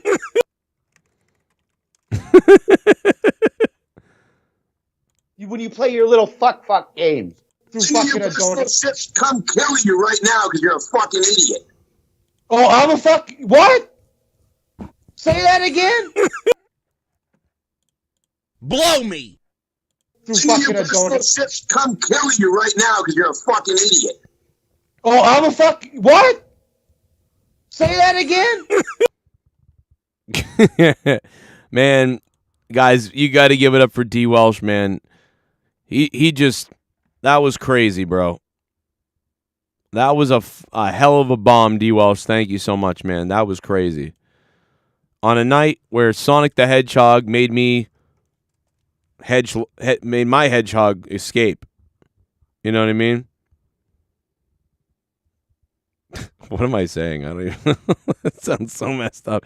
Idris Elba did sound a lot like the character kind of that he did a little bit in Star Trek, but in Star Trek he was like, "I'm counting on it." Like it was way more over dramatic. He had some kind of like island like voice. You know, he was like, our captain will come for us. He's like, "I'm counting on it." Like he didn't quite. You know what I mean? Maybe when he was in human form, Idris Elba sounded more like, I don't even remember what he sounded like in human form. But DWELSH, man, well, that's the top dono of the stream, man. I don't think anyone's beating that shit. Garguts is the JCS digital champion. DWELSH is dropping Hundy bombs. And me and Vikings are fighting about stuff. Shit's come kill you right now because you're a fucking idiot. Oh, I'm a fuck. What? I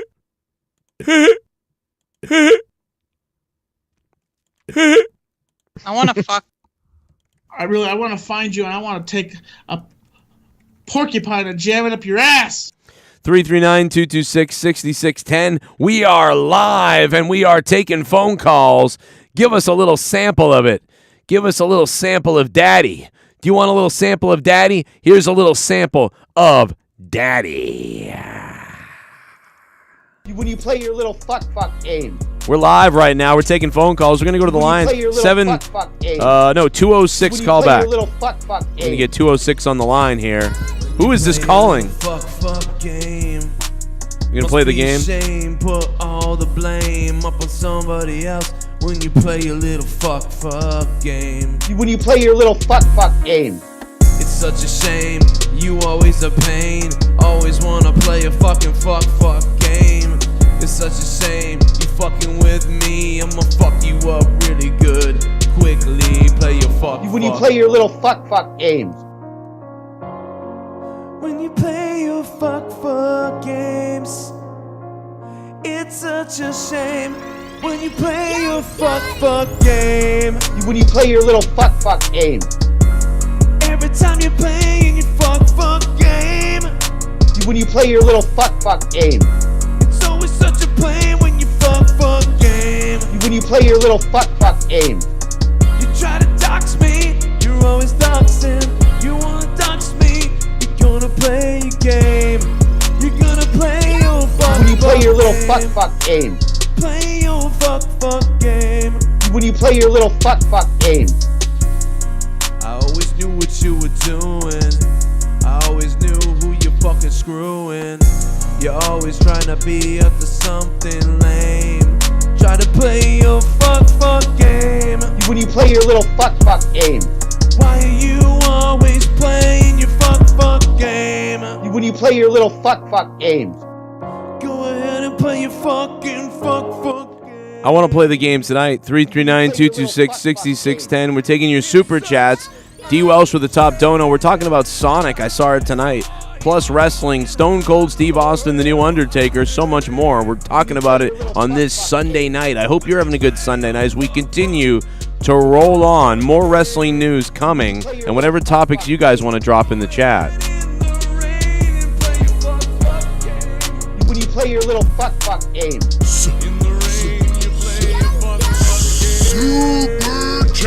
When you play your little fuck game. Oh yeah? Here's a dono. What we gonna call those sound clips? Yawn, laugh, barf. The Yeah. combo. Yawn, barf, burp. Did you ever? Did you ever? Oh, God, that sounds gross. Listen to Tommy, ready? Oh, no, that's not that right. That's him. That's him actually crapping. That's an actual fart by Tommy. Listen. Then he goes, oh.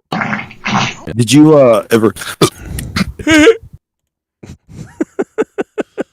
Thank you, KB, for the donation, KB. How you doing, man? What's been up? Super chat party. Oh yeah. Oh, Mr. Pico. F. Mary Kill, Jim Rice, Dwight Evans, Oh. Carlton Fisk. F. Mary Kill, Jim Rice, Dwight Evans, Carlton Fisk. Okay, this is a really rough one. This is so difficult. This is really difficult.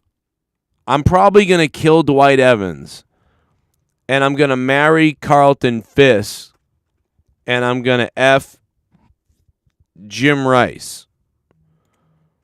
I guess I'd have to take out Dwight Evans. Looks like my little That's a tough one. Needs It's a tough one. shaving. Be honest. Hey, what's up, Joe? Hey, what's up? How's it going? I was gonna tell you, if you want to laugh, you should totally watch the interview on YouTube of Piers Morgan interviewing Sarah Palin after Biden is inaugurated and Palin is still crying about unproven voter Wait, fraud. what did It's it funny. say? Wait. Inaugurated? Wait a minute. Wait a minute. Forget everything you just said.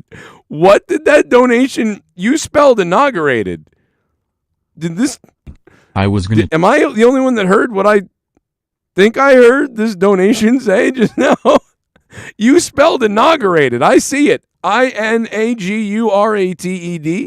Inaugurated. Let me... Tell you, if you want to laugh, you should totally watch the interview on YouTube of Piers Morgan interviewing Sarah Palin after Biden is inaugurated and Palin is still crying about unproven... What?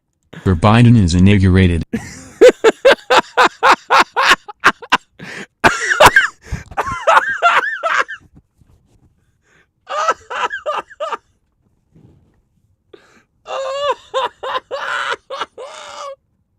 Is inaugurated and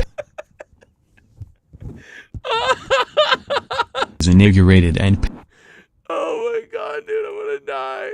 is inaugurated and is inaugurated and Oh my god. is inaugurated is inaugurated What the hell is that, dude? What? Oh my god, dude. I swear to God, he spelled it right? He spelled it right. inaugurated. I can't. What the hell, dude? He said inaugurated. What is this thing reading? Is inaugurated. What? Is inaugurated. Is inaugurated.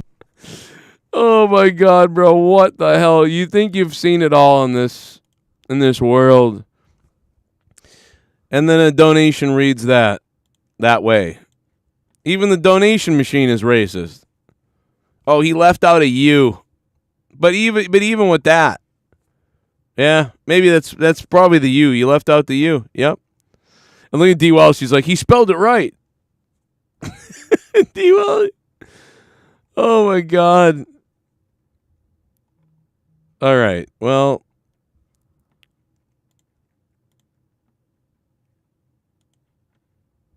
Jesus.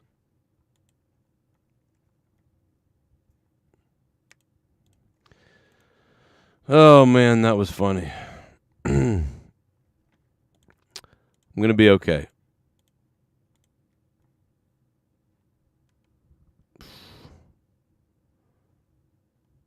Wow.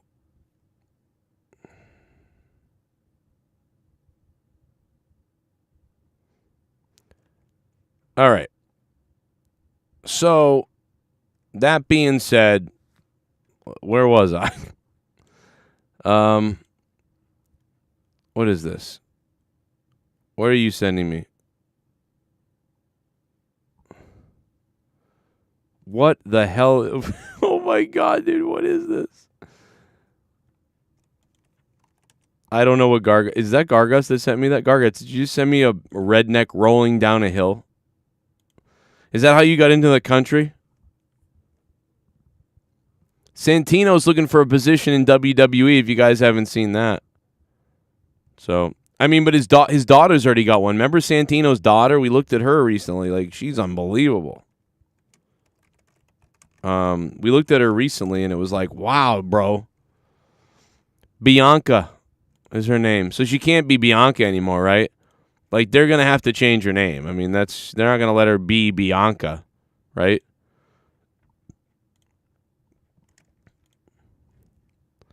It's weird. There's some photos of her where she looks different. Is this really her? Dude, is this her?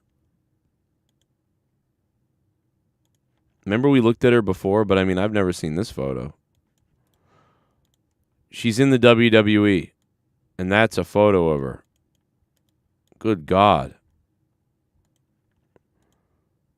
People are going to pass out, bro. People are going to pass out, brother.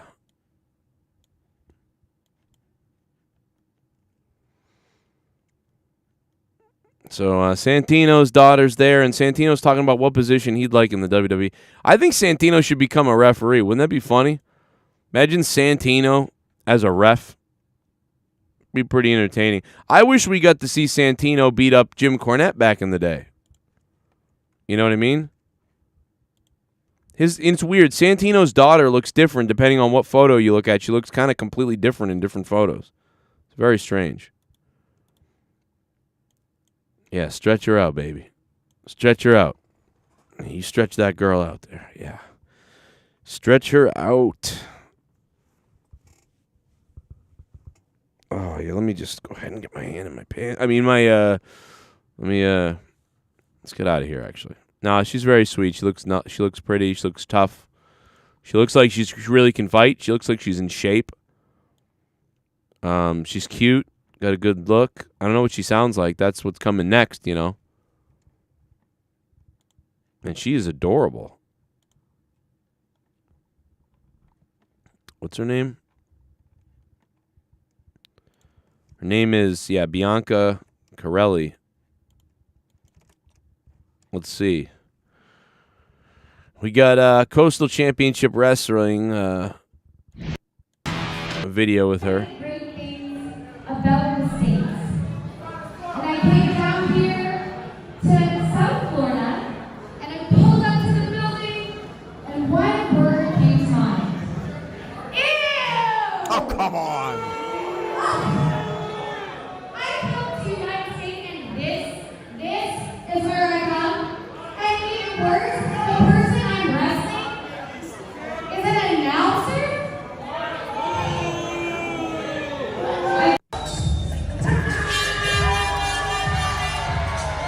Yo, where are they putting on this show?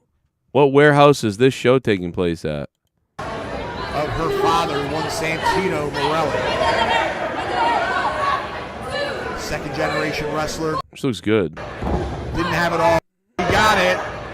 Didn't have it all. Didn't have it properly. I mean, so far her promo is just a bad, basic female promo. Like, I moved here and this is what I get. You know, just generic. So nothing special about that promo. Underneath, going for the backslide. She's got her. One. Only a one count again. I'm just watching her. I don't know if they get a copyright on this. There's not a lot of people in this crowd, which is okay. She's got a pretty good punch. You see that forearm? It's not a bad punch. Check this punch out. This ain't bad. She's got a couple of things where it's like terrible because the two women are working together so much it seems fake, like very fake. But this punch is good. Watch this punch. Great snap. I think it was a terrible sell by the other girl, kind of just being like, oh. Oh, no, she kind of goes out there. It's all right. Nice slam. The girl rolls away. Terrible commentary. 1, 2. Joe, that was me. That was my show. I was doing. Oh, sorry. 1, 2. Strutting around with hands on hips, arms in the air now, saying, "Look at me, look at me." Kind of Britt Baker-ish. This is from January. I thought she was in NXT, but maybe not. Unless she's wrestling around. Man, look at the referee, man. She's about one more fucking pancake away from diabetes. Let me tell you that. You seen this referee? God damn it, man. She's about 2 liposuction surgeries away from a picnic or whatever. I don't know. I'm just kidding. Not really, though. Lose some fucking weight, you slob. No. Let's see what else we got. Oh, Santino. She did an interview with Chris Van Fish Fillet.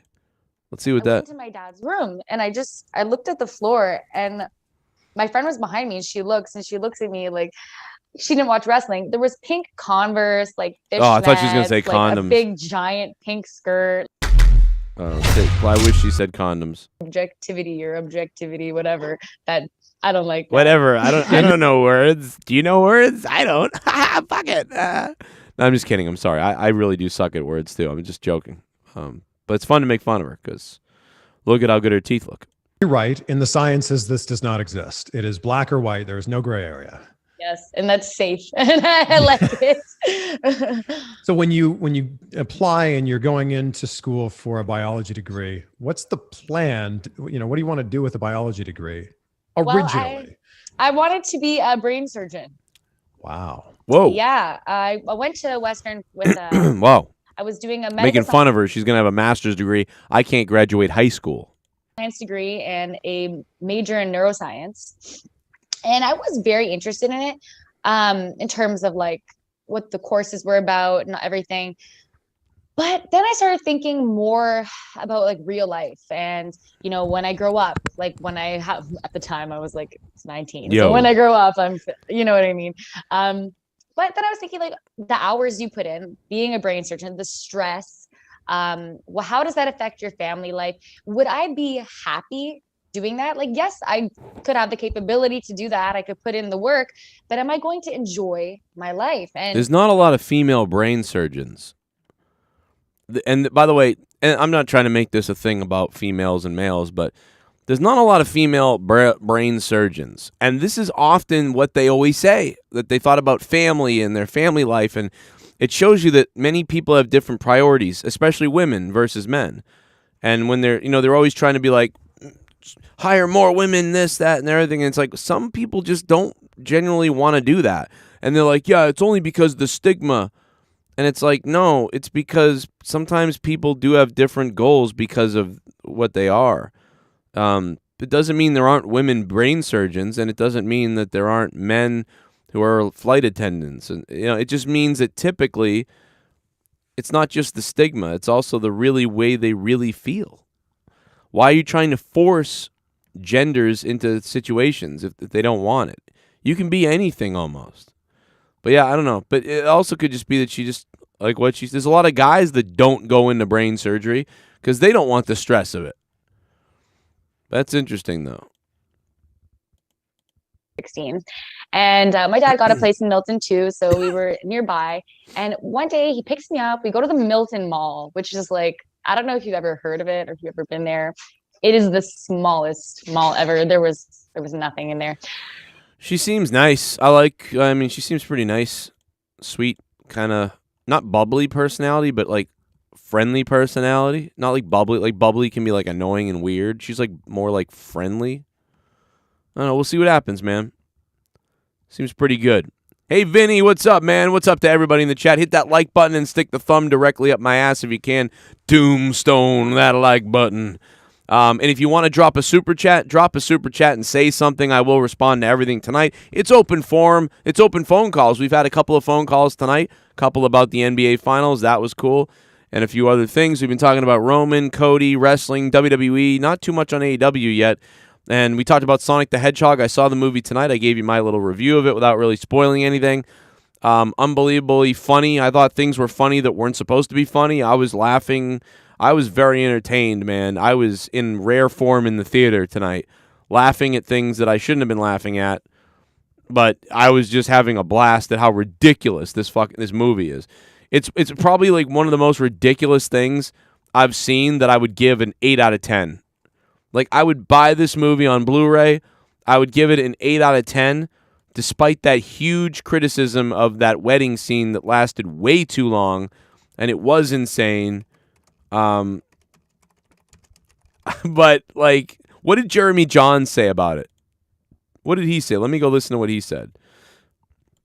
Like before Sonic Mania, we're going old school here. For me, it was always What Sonic 2. did Jeremy say? Fire and characters don't really have a place in the movie. For the last act, it focuses up and gives you all that Sonic goodness you came to the movie for. I say that's smart because it being the last act, that's what it leaves the audience with. The audience walks out going, oh yeah, that was a lot of fun. And that's where it leaves me being very nice to this movie, saying I still think it's a fun family night out at the movies. No alcohol required. What else would it be? Family night at the movies. The flaws I did have a fun time. in my rating system rear its ugly head again. At the very I really did have a fun time. I would buy it on Blu-ray. I think, because of the family thing. I think if I was single, if I had no family and I was single, maybe I wouldn't. I'd be like, yeah, I might watch that sometime again, but the first time view of this movie was so ridiculous, bro. A movie was so ridiculous.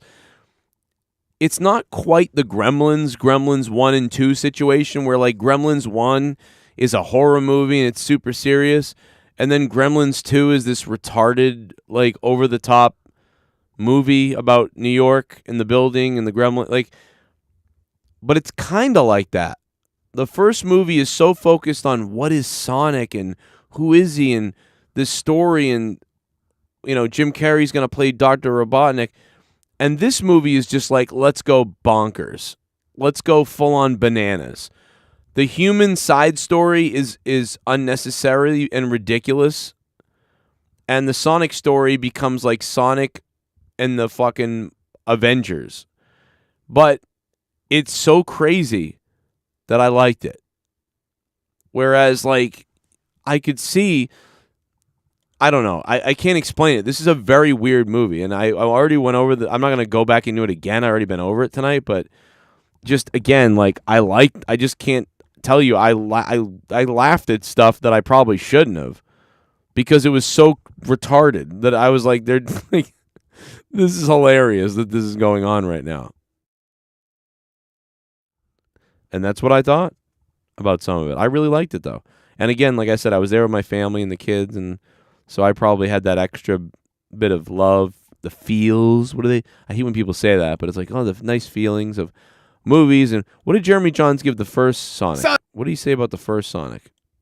basically. It's a buddy road trip movie with the fastest rodent ever. It had good energy. It's a fun family movie. A couple of references from the game. It doesn't rely on those couple references to the games, but if you catch them, that's fun too. Thought it was a fun time. No alcohol required. Oh, that's what he said about the first one. Okay, so he basically gave the same rating about the second one as the first one.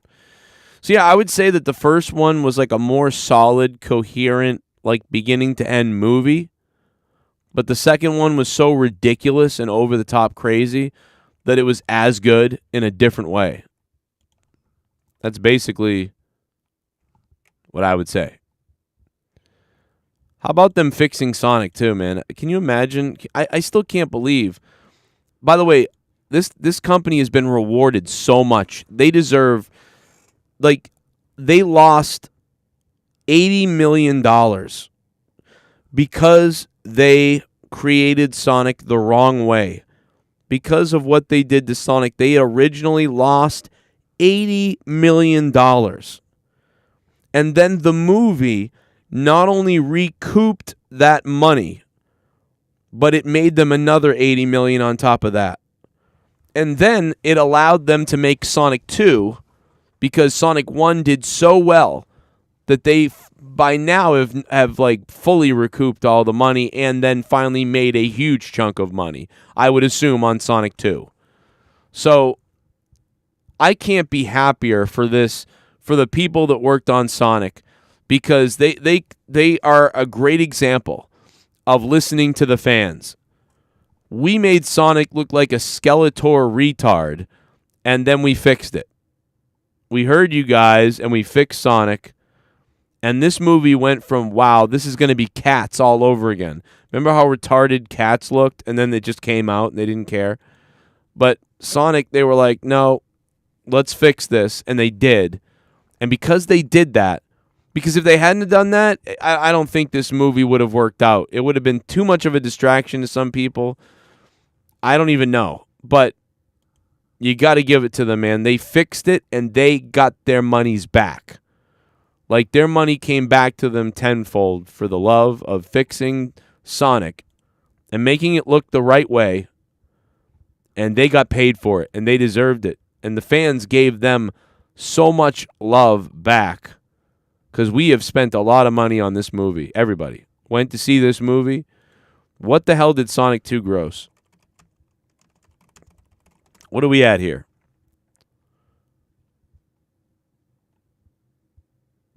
Um, 11 hours ago. I mean, dude, they beat the shite out of Fantastic Beasts. The Sonic 2 buries Fantastic Beasts at the weekend box office. Sonic the Hedgehog 2, now in its third week, even beat Dumbledore with an estimated 15 million. Damn. In the third week, they beat the new Harry Potter movie, which is not even Harry Potter. These new Harry Potters, nobody cares. I don't know why. The reason why I don't care anymore is because the fans have thrown J.K. Rowling under the bus, and they've canceled her. She's the creator of Harry Potter, and they treat her like shit. Therefore, I don't give a shit about their anything new Harry Potter. I hate those people. You treat J.K. Rowling, who created all this stuff, like garbage over nothing, really? No. Fuck you. Anybody who ever read a Harry Potter book, burn it. Prove me you really don't like J.K. Rowling because she said things, and burn your books. Otherwise, you're a fake. You're a sham. The Northman is coming out. I think the Northman is going to do really well. I think the Northman is going to beat friggin' Harry Potter's Dumbledore, whatever the hell it is. Dumbledick. I'm going to call it Dumbledick at this point. Sonic the Hedgehog opens at $71 million. I think Sonic cost, how much did Sonic cost to make? $60 million? I don't even know. Sonic the Hedgehog 2, the video game sequel, is in its third weekend of release, and the film has made an additional $19 million in 57 markets across the globe. The international box office total is now $142 million, getting ready to cross the $300 million mark. Sonic 2 opened this weekend in Poland. It's crazy.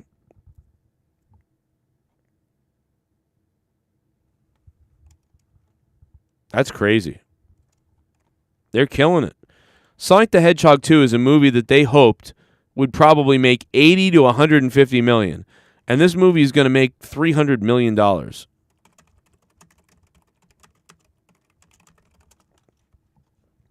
It cost them $110 million to make.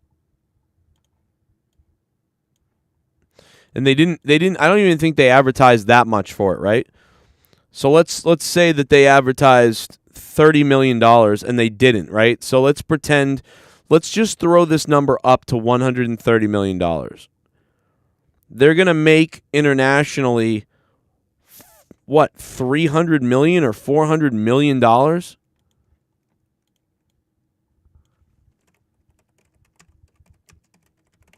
get the numbers. These are okay, here it is.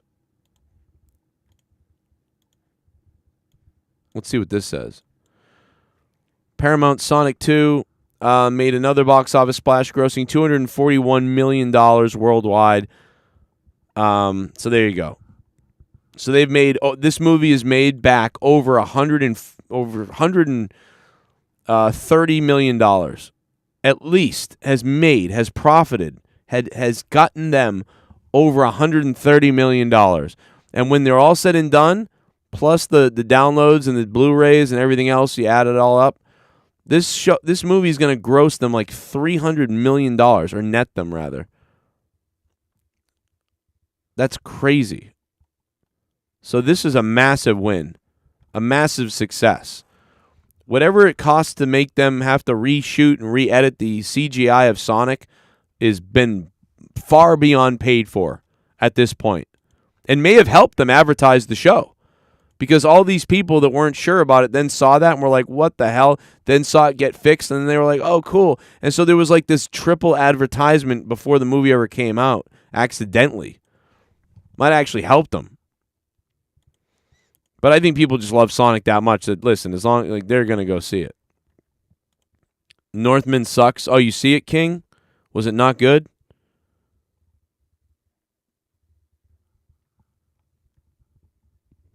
Damn.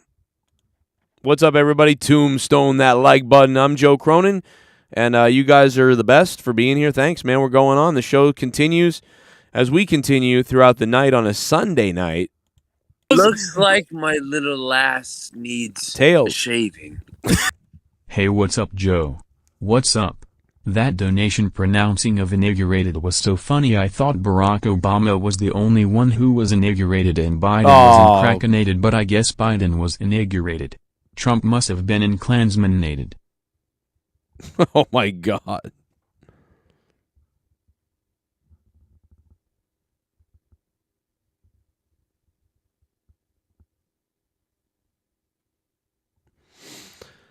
Tails F's Sonic on the DL. What the hell, dude? Oh, man. Listen to this. Inaugurated.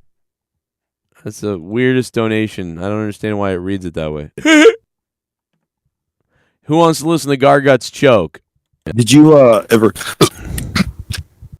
Did you ever? Listen, that's uncomfortable to listen to. Shit's come kill you right now because you're a fucking idiot. Oh, I'm a fuck. What? Say that again? Oh my God, bro. Say that again. When you play your little fuck games. Through fucking a donut. Shit's come kill you right now because you're a fucking idiot. Oh, I'm a fuck. What? Say that again? Sonic 1 was pretty good. I seen it on HBO Max. I look forward to part 2. Yeah, Todd, you got to see it, man. I won't mention. It's no spoilers here, but not that there's that much to spoil. But I mean, I had a blast. I was laughing my balls off in the theater at stuff. Like, I mean, I was laughing at stuff that wasn't funny. Laughing in general. It was exciting and fun. I'll tell you what. If I had had a couple of beers, I would have been really weird. It would have been very bizarre in the theater. You know, my kids had a good time. I had a good time. They all loved it. They all said they loved it. So everybody liked it. So huge win. Sonic 2 has got to be the people involved in Sonic 2 have got to be happy right now.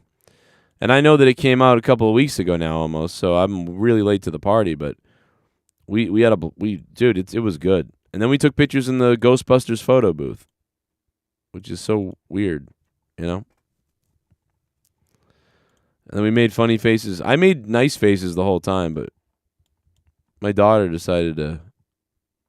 And she's missing her front teeth, so she looks like the Predator here. Like if you had a baby Predator, you know, like, I don't know. But I will say that the photo booth scammed the hell out of us, because that was like $9, you know? But we were lucky enough, man. Now, what a night. It cost a lot of money to go to the movies. Like, it is not right. But at the same time, I want the movies to stay around, so. But, dude, if you go to the movies with 5 kids, like the kid's grandmother paid for everything. She was like, yeah, take them to the movies. Here's a couple $100. I was like, whoa. All right, Grammy. So, my mom paid for the movies for us. But it was like, it really was a couple $100. We all got a soda, right? I got 2 hot dogs, and all the kids got 1 snack, and we got like 2 popcorns for everybody to share. It was $90. And the tickets are like $50. So it's like $140 to buy the tickets and just eat regular food. Like I'd say regular food. We hadn't eaten. And I was like, well, Grammy paid for it, so I mean, probably should have pocketed some of the cash because we still had $60 left over. Thank you, Grammy. But you know, it was just still like, wow, holy shit. Because my mom gave, like, she's like, here, take them. You know, I'll pay for the movies for everybody. All right. Why you give me $200? She's like, it's a lot of money. I'm like, I don't think it's $200, and it wasn't. But I mean, it was 140. I'm like, I already bought the tickets, Ma. She's like, I don't care. Just go. And it was like, she wasn't kidding. It was crazy. But at the same time, like, I want movie theaters to stay open. You know, if we all go to the movies, you know, 1 to 5 times a year, and you got to drop $80 or so, you know, it's like, well, I'll pay that to keep you open. You know what I mean? Granted, it is a problem though when you're at the point where you don't really have any money, because then you can't go at all. So then it becomes, well, okay, you can go, you just don't buy anything, right? Obviously, you don't get any concession stand shit. I did it because I want the kids to have the experience. You know what I mean? And it wasn't my money. But yeah, if I'm up against it and I don't have any money, you know, if I have $300 in my bank account and the best movie ever is coming out in the movies, and I don't want to sneak in because I'm not a thief, all right, I buy a $10 ticket or a $15 ticket. You know, and I'd go. I wouldn't buy any drinks. I'd sneak in some snacks. Dude, you can walk right into the movie theater. Nobody scans your ticket. I was like, wait a minute. We walked in, nobody scanned anything, and they didn't do it the last time or the time before that I was there. I go, so I could just walk in here and walk into a movie. There's no one checking at this theater. I've never seen that. Where I'm from in Quincy, or you go to Randolph Theater, if anybody's from Massachusetts, you go to Randolph Showcase Cinemas, they check your shit. Like 80%, they're there to check and make sure. Sure, you probably could sneak in if you finagled around. But at this place, there's nobody checking anything. There's people at the concessions, then there's all the automated things, and then there's the theaters. Just walk in. Just walk in and walk in.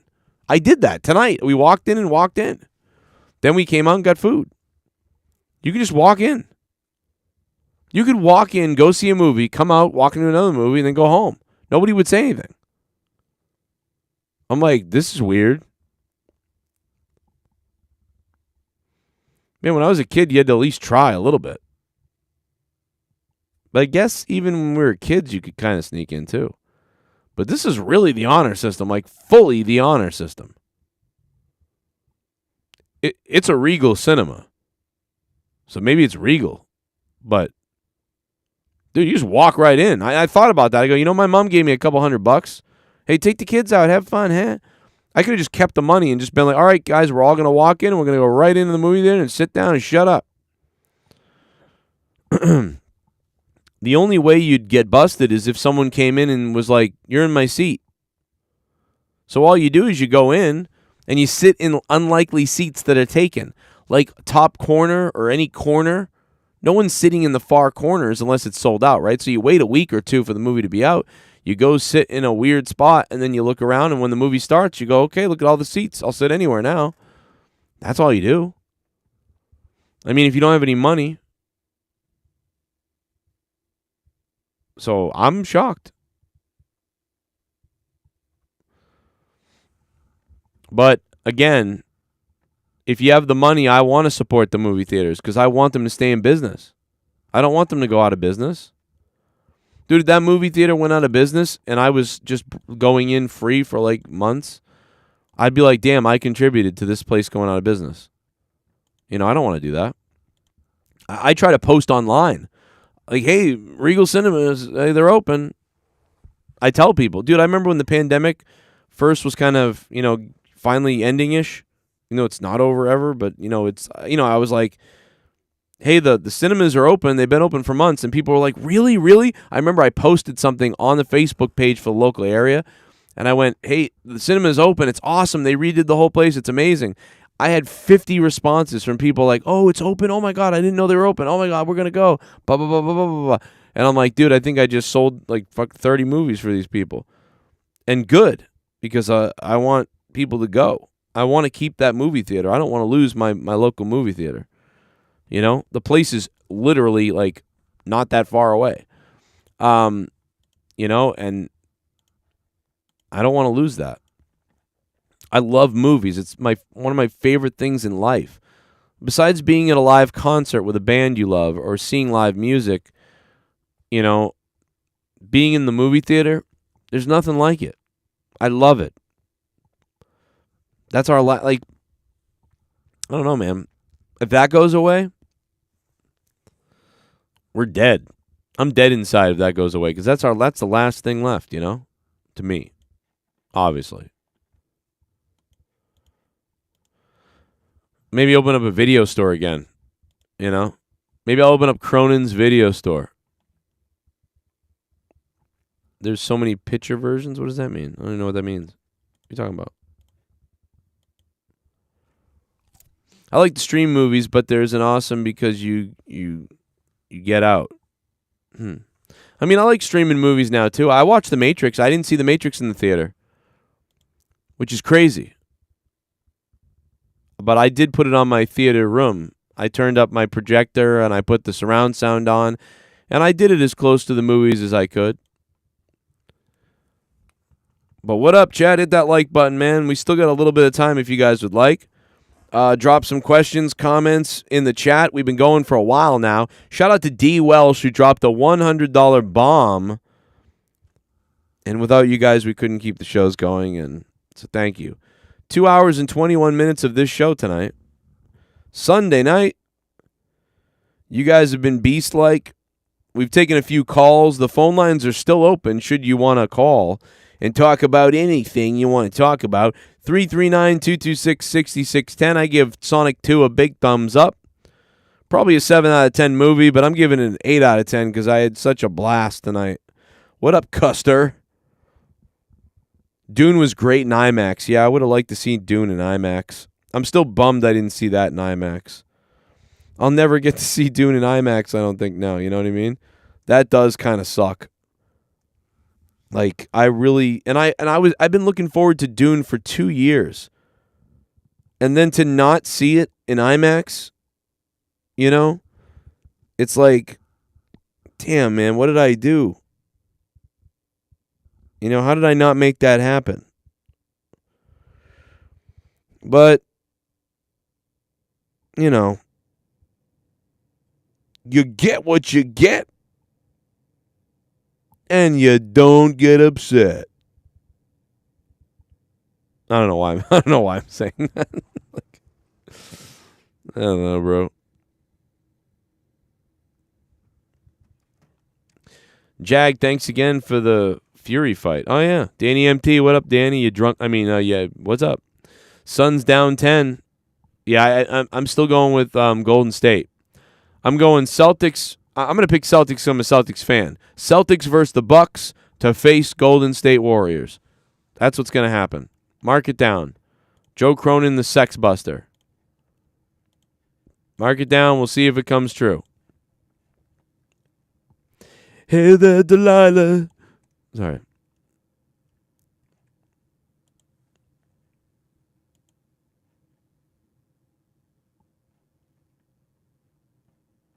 Oh, you want it? You want a little bit of it?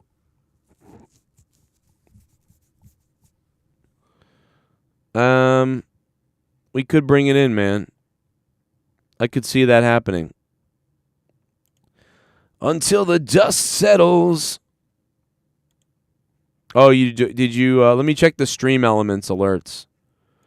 I haven't checked the Stream Elements alerts in a couple of days. For all I know, there could be a couple of donations sitting in there. Let me jump over to the Stream Elements alerts. Because the night. Sith Negan, 36 Sith months. Negan just resubscribed for 36 months. Thank you, Sith. 36 straight months on Twitch. That's insane. If you guys have Amazon Prime, it's free to subscribe to me on Twitch. You go to my Twitch channel, Evil Spectrum 3, which is, I think, down below, and you just click it and do the thing. It's free. Free for you. I get $3. You get charged nothing as long as you have Amazon Prime and you're going to my Twitch account. So go to my Twitch account and do that if you guys want. Matt, fuck, we could use like 30 of you to do it. It's free. It's free to support me. If you love what I do and you really want to help, but you really don't, and you really don't have the money or you don't want to help at all because you're just like, yeah, I like this guy, but yeah, I'm not going to give him anything. Like, that's stupid. Well, that sucks. But you could do it for free. Could you even do it for free? Amazon Prime, go to twitch.tv/evilspectrum3 and hit the subscribe button and give me your free subscribe. Helps me out. That'd be cool. Shell. Shelmbrian just resubscribed for 23 months. Thank you, Shell, for 23 months. SITH has Shell beat 36-23. It's a race against time. Smoke weed every day. Boshhog, thank you for following me on twitch.tv/evilspectrum3, where I usually stream Diablo and Halo and things like that on my gaming channel on Twitch. Thank you. I got to make a Diablo season video in the next coming days. Did you just donate to Joe? Did you just donate to Joe? Thank you for the donation. And because you donated, I'm going to feast myself. Boston Hogger. Bunghole. Boston Hogger says, Joe, do you miss the bullfrog? You should have a bidding war. I don't even know what that means. And Scott Winsky followed me on Twitch. Thank you, Scott, for doing that. I don't know why we should have a bidding war. Yeah. Everybody is supporting the Twitch.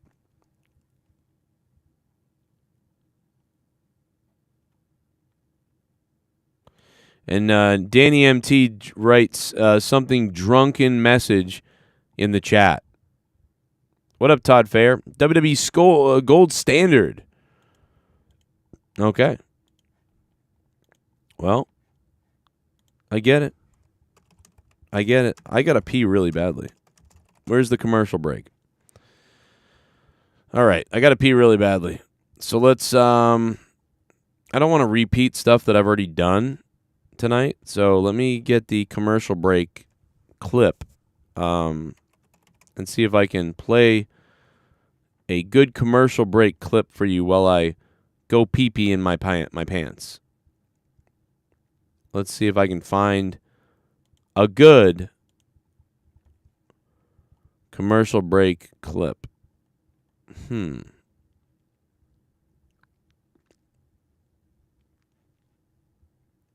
This is weird. What's this? Fuck. Are you fucking serious? Why are you calling me again?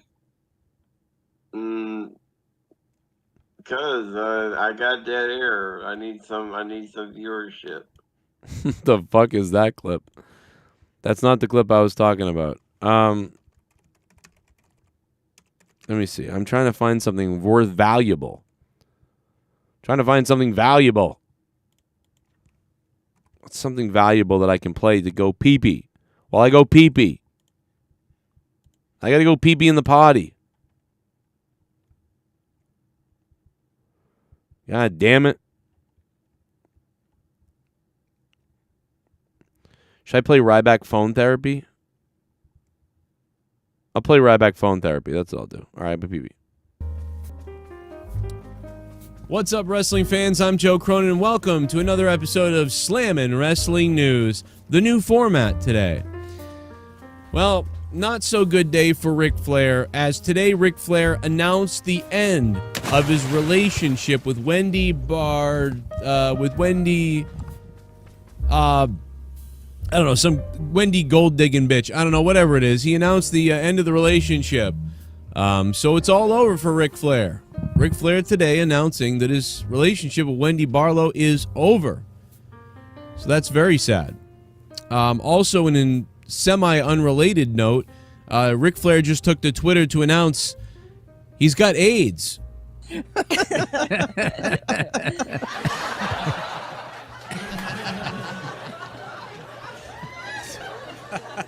I snatch. I think we really made some progress, and we'll continue these counseling sessions as long as we can, unbeknownst to him, because I think it benefits him. I think he needs this. And so just nobody tell him about this. Hey Joe, what's going on? It's me, Ryback. I just want to say thank you for allowing me to have this therapy to get these things off my chest and send you messages. If you can hit me back as soon as possible, that'd be great. I'm having cravings again. It's really bad this time. I've been thinking all day long about just taking Undertaker's ass, having his ass, having my way with his ass, and while I'm penetrating Mark Calloway, I'm eating chicken nuggets on my channel live in front of a bunch of people, and the whole chat room saying Joe Cronin, and that's making me angry because I'm trying to take Undertaker's ass, and I can't come. And your name is coming up, and I'm getting really angry. And I thought about earlier I would go to the supermarket and rape people, but I'm not going to do that. So so I'm just telling you that I'm calmed down a bit. I'm pretty calm right now, and I have my hand in my pocket, and I gotta go. I gotta get out. I gotta take a dump. I'll call back later if I get cravings again, but I just called you to tell you I avoided continuing these thoughts about taking the Undertaker's ass, about taking him, taking it, and I won't finish it. I'll see you later, man. I'm really upset about the Rumble, that they didn't call me to be in the Royal Rumble, and then everybody just messaging me saying like, hey, we thought you'd be in the Rumble. That just made it worse. So I'm seriously, I'm almost thinking about paying that little turtleneck loser that the WWE hired for a little while that won the ladder match with Carmella, whatever his name is. I don't know, Steve or James Ellsworth, Turtle Boy, or little mini dyke face, or whatever he was. James Ellsworth is what it was. Yeah, I've been thinking about paying him $500 to come down here to Vegas, and I just like stretch him out. I stretch him out, and rip his friggin' head off. Anyway, I gotta go. I'll message you again later, man. Thanks. Please don't share this out anywhere, okay? All right, thanks, man. Later. Wow.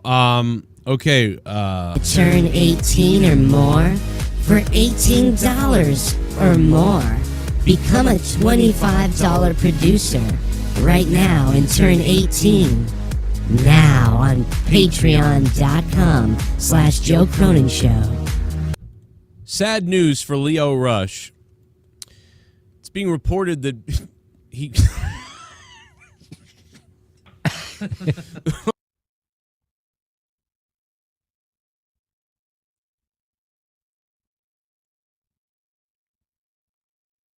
From nothing to this? Show me... He's done. Yep. Oh, here it is. There it is. Oh, here it is. Show me that pic again. Show me that pic again. You come. Yeah. As long as she's under 18, I can get hard and rock in my hand. Here I come.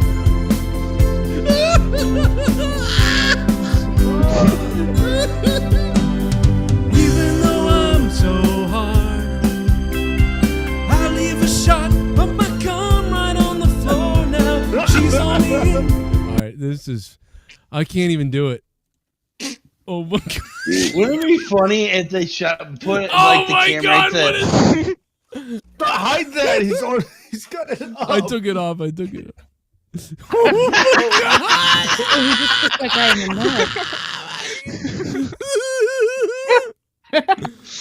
I'm gonna die. Show me that pic again. She looks like she's just gotten out of 3rd grade. Oh my god, it's Jesus Christ. I wish it cut to Chris Hansen's face and it was being him like doing that quirky little smile, like, "Oh, Beaver, you shouldn't have did that," or something. Oh my god. That would have been hilarious. Oh my god, bro. God, he just leaves that alone.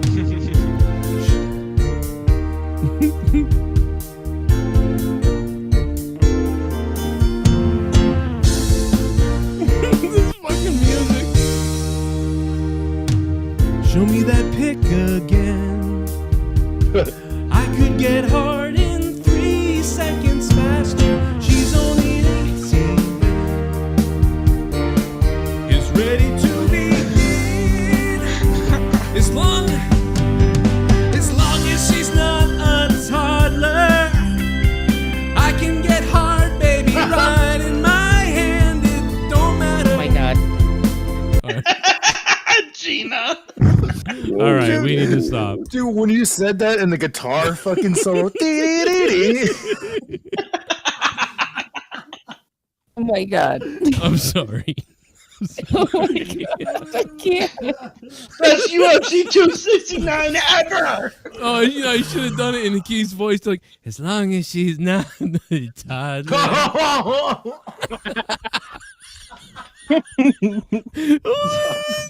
Sad thing is, the only reason oh my god is I can fucking see it. I can see him seeing it. Oh yeah. Show me that she's a kid.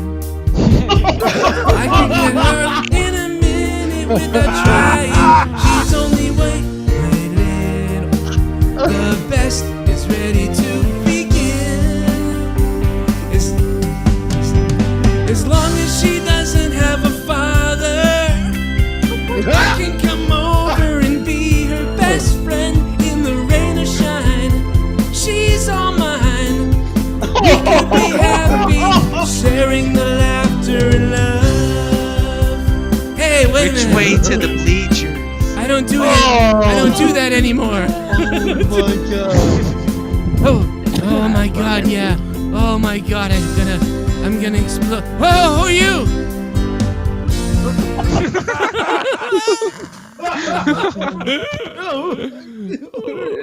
We're definitely getting emails tomorrow. Houston, we have a problem. Christ. I'm here to watch UFC. Holy fuck. I know. This has gone way off the rails. And more. Yeah, Holy damn, you still haven't even got that shot yet. What the fuck? What shot? I'll shoot you. That was a glorious night, man. What UFC was that? December 20. That was it was around January 2021. It was this past. It was right as the new year happened for 2022. Yeah, this was last December. What UFC was that? I don't remember. Yeah, it was December 2021, so it was just 4 months ago. Or it was about 4 or 5 months ago, whatever that is. 4 months ago. Fuck it. I don't remember. Was it 250? It wasn't 250, was it? Oh.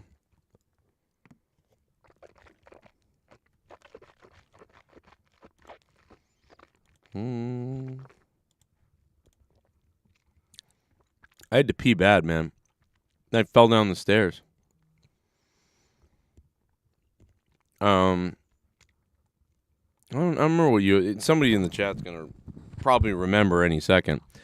I had a podcast the other day, and yeah, Jag DePanzer was making fun of this, and it's worth pulling it up, I suppose. Maybe here it is. And they just decide, I hope you guys can become patrons, because if you become a patron of me, you can listen to the podcasts that I put up over there. So here's a little clip. I forget why Jag DePanzer timestamped this, but we're probably about to find out. Not to pay them anymore, because they could just bring over any YouTuber and they'd get more viewers. Like, they could bring over a YouTuber who has, 200,000 views every day, and put them on Spotify, and they'd probably get 50. What is he doing? I don't know, because leaving YouTube, he doesn't continue to grow the way he does. The algorithm doesn't feed the show the way it did. Some people don't like Spotify or even the old podcasting stuff. They liked listening on YouTube only. Some people have been turned off by him, kind of acquiescing. Oh, yeah, I couldn't get that word. I couldn't pronounce acquiescing. I was like all fucked up. That's what it was. I couldn't remember what it was. Yeah, I sound like an idiot. On my 23-minute podcast, I end up sounding like a dumbass. Check it out, though. It was a lot of fun, man. Hit that like button, guys, if you can, and stick the thumb directly up my ass. But I think we're going to start closing out the show in a minute here. So I think we're going to bring her into the bring her in for a landing here. Damn, Joe, that song is catchy. Yeah, dude, Growing Pains was the shit. We didn't have any more phone calls, so I'm going to hang up on the phones. I'm going to close the phone lines down. We got 2 calls. I'm surprised. People used to call like crazy. We got 2 calls. Close the phone lines down. DWELSH with a $100 bomb. I want to thank you guys because not only did DWELSH drop a $100 bomb, but also everybody else who dropped a couple bucks, man, like Todd Fair, Luis Antonio Alejandro with the membership, Villain. There's a bunch of others that it's not showing me anymore, but Botch Club, Mr. Pico Boulevard, The Ghost from the Coast, 1919, KB, Stop the Feel, and Pico. So many people jumped in here. So thank you guys for that. I had a good time, and you had some good stuff in the chat to talk about. We were able to talk a lot about some different wrestling things going on, and we had some good phone calls. We only had 2, but they were good ones. And, yeah, man, you guys brought it in every avenue tonight to allow me to talk for about 2 hours and 40 minutes. And let me just skim the chat again to make sure I didn't miss something from somebody else. Yeah, Geddy Lee edited that video, so Geddy Lee did a good job with that video. I made the song, but Geddy Lee made that video. And I wouldn't have made that song if the video didn't speak to me like it did, It made me think of that song. Anybody else in the chat? What up to Media One Software? He's always wet. Jersey City Boys. Always lurking. Sammy Samurai. Eddie Chaos is here. Custer's here all wet. Beastska is here. Oh, he became a patron recently, too. I'm probably saying his name all fucked up because I'm an idiot. But thank you for becoming a patron, man. I saw that the other day. I did shout it out, but I don't remember when it was. So Derek, thank you for becoming a $2 patron. Irate Infernap became a $2 patron. Beastka or Beastsa. It's hard to say that. Beastka. Thank you for being a $5 patron. And SVR AEW.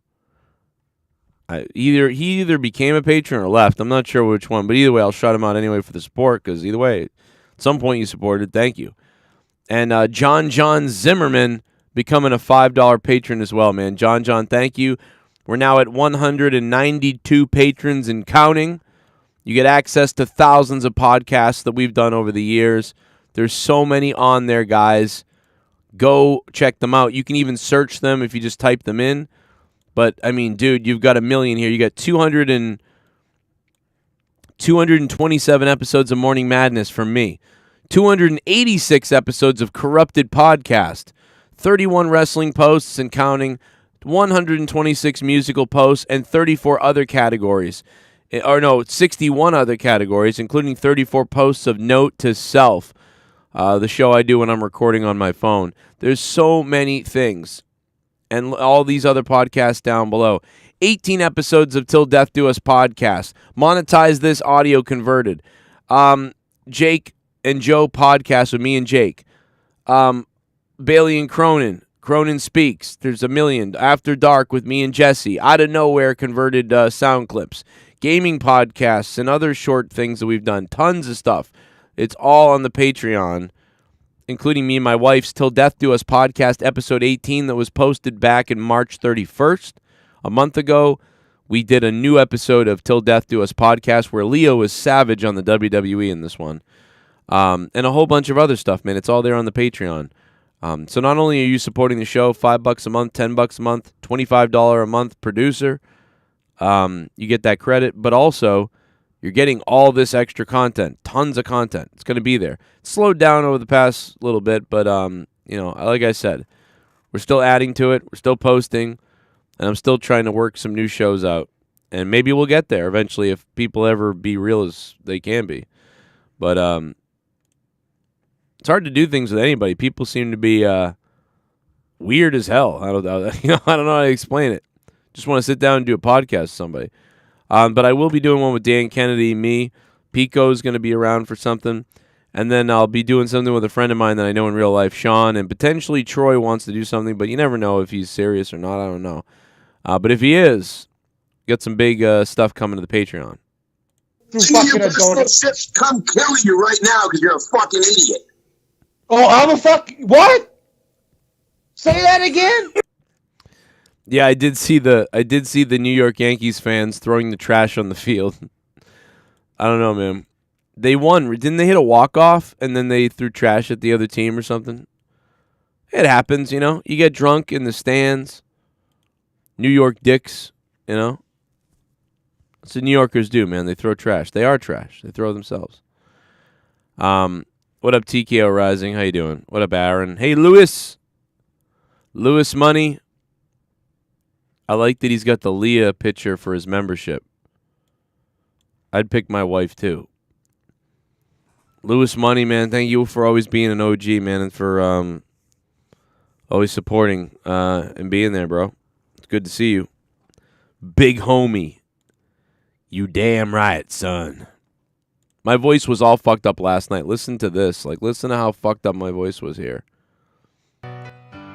Listen to this. Close, try to understand. This is bad. Like, I like how the doctor said, stop talking a lot and don't sing. The doctor said, don't talk a lot.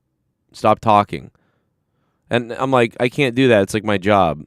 And then on top of that, I do this shit. It's like, well, I'm a fucking idiot. There's the fire I breathe. Love is a banquet on which we feed. Come on now, try to understand the way I feel when I'm in your hands. Take my hand, coming undercover. Did you hear it there? That's when I lost my voice right there. Listen to that. I mean, that's when, oh my God, bro. Listen to that again. Oh my God, bro. Ah! Like, do you see, like, it's like I can't even hit certain sounds or notes. My voice just goes, ew. That was hilarious, right?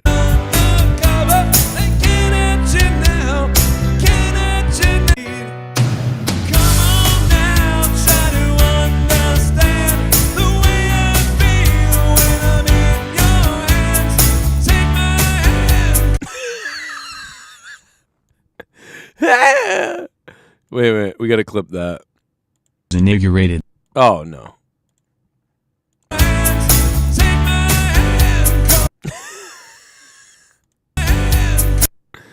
Oh my God, we just gotta clip that right there. It's like my voice just gives out.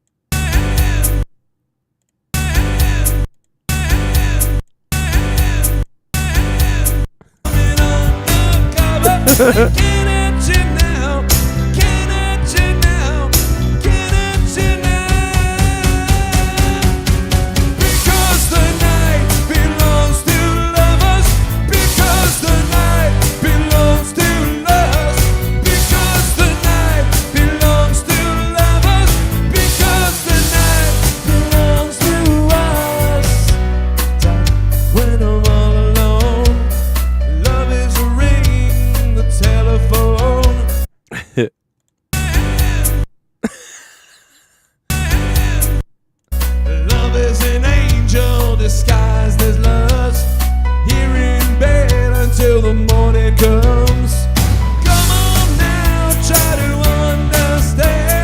I got a song for you, bitch. It's called Dada Don't Sing.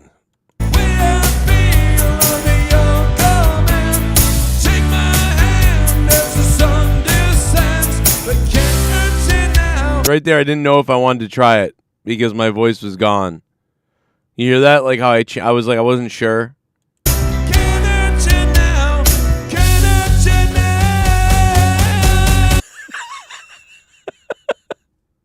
It just dies at that point. Then I just decide to go low. Do you hear that? I go, all right, I'll go low. Because the night. Like I realized, like okay, I have no voice. We'll go low. I love that. Like, okay, let's, because the night. Because the night belongs to lovers. Because the night belongs to lovers. See, hear the like I can't even get. It's not happening. But if I wasn't losing my voice, I could do that. So I was like, I'm gonna do it anyway. But man, that sounded funny. That really sounded funny.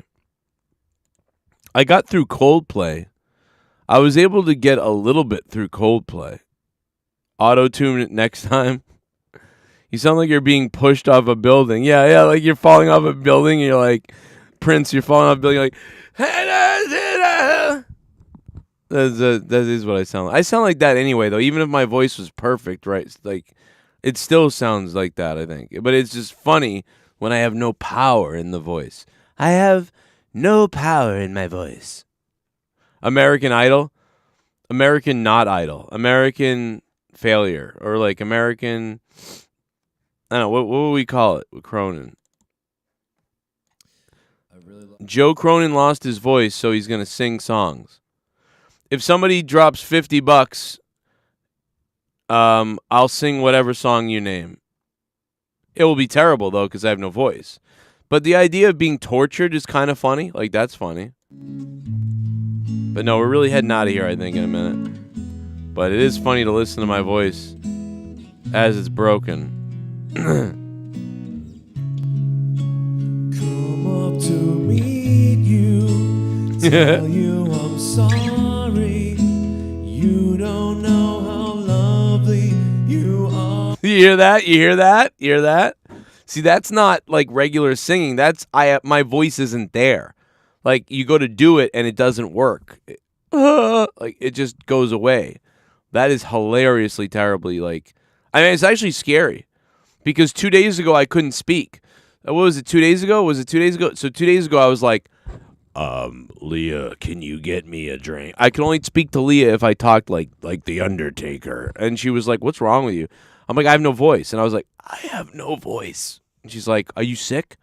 I'm like, "No, I just lost my voice from, I don't know, allergies or over talking or something."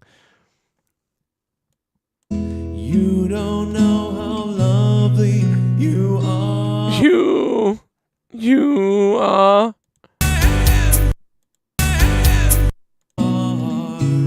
You don't know how lovely you are. I had to find you, tell you I need you. What are your predictions for Doctor Strange in the multiverse? I don't know. I really don't have any. I want to go in. I got to be honest with you. I want to go into the movie like just not thinking about anything, and I want to see what they do.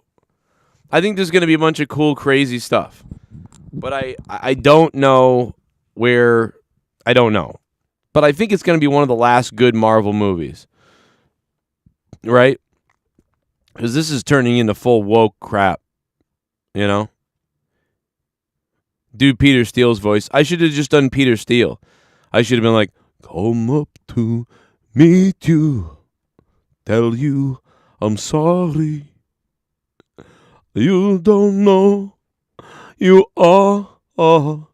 I can't even do Peter. I can't even do that. Tell you I set you apart. Tell me your secrets and ask me your questions. Or let's get back to the start. Running in circles. The Pelicans. Tails, heads on a side.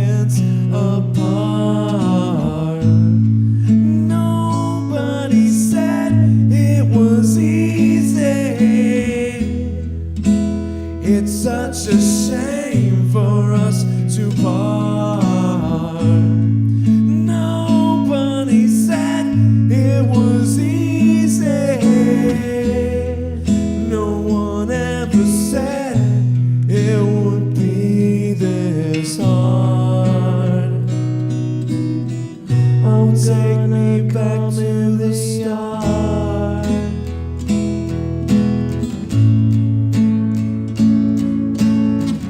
Good night, everybody. Good night, everybody. Shout out to DWELSH.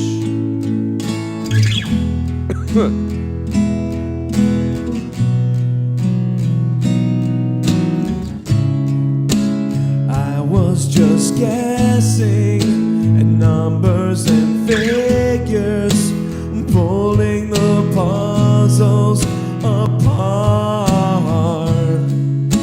Questions of science, science and progress do not speak as loud as my heart.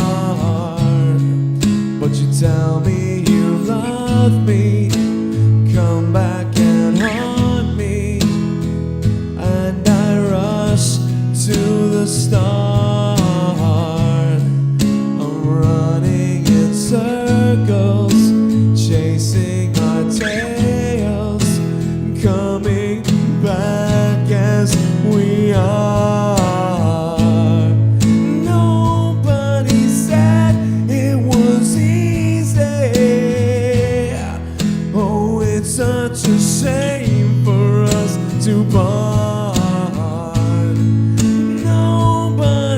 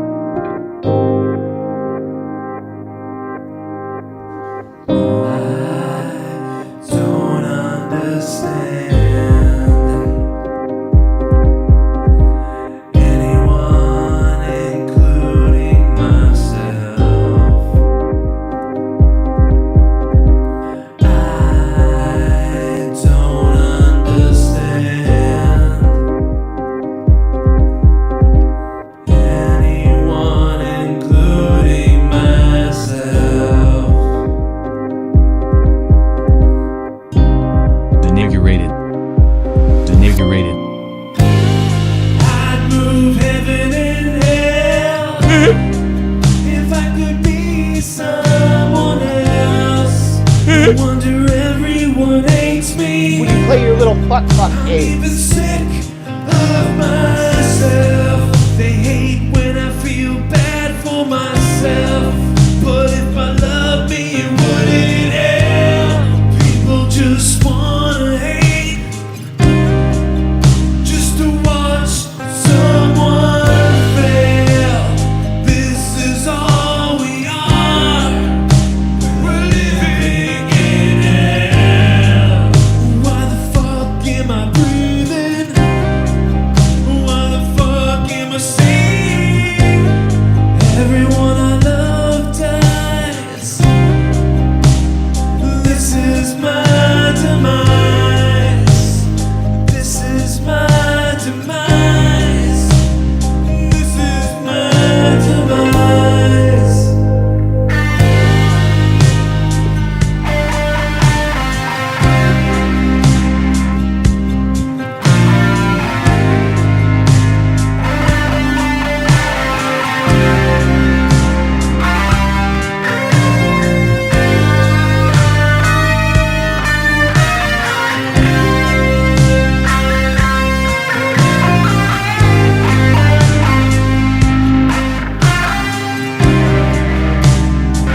is my demise.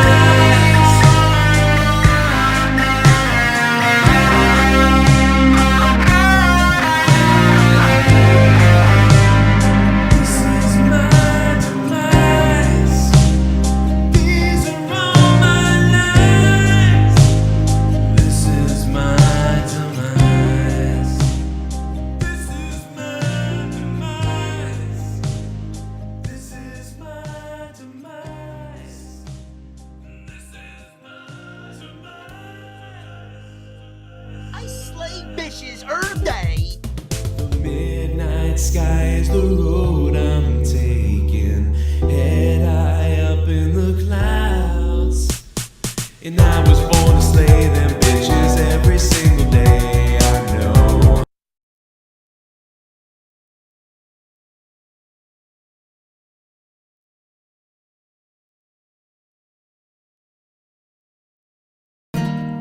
I'm betting that some racist country star out there would make a racist song about back in the day, like loving the old times. I bet they would do it. The things were better when he was young. My daddy grew up when things were better, and the country loved itself. When the country was white, things were more right, and things were going well. Now we're going straight to hell. Get back to the fields. Gotta get 'em back to the fields. When I see pictures of 1910, it hits me in the fields. So get 'em back to the fields. Oh, my daddy used to say, the milkman, the paper boy would always come his way. Now they stare kinda weird, and things are kinda queer. I wanna tell them f***ers, get the fuck on out of here. Get back to the fields. Cause I used to be a country where we could love Confederate flag, but now there are I really can't believe this country started to bleed. Get 'em back to the fields. Gotta get 'em back to the fields. The General Lee was a car for me, but now they're telling me I cannot be free. I'll get 'em back to the fields. Get 'em back to the fields. Wow, what a terrible racist song. Who's like, let me tell you something.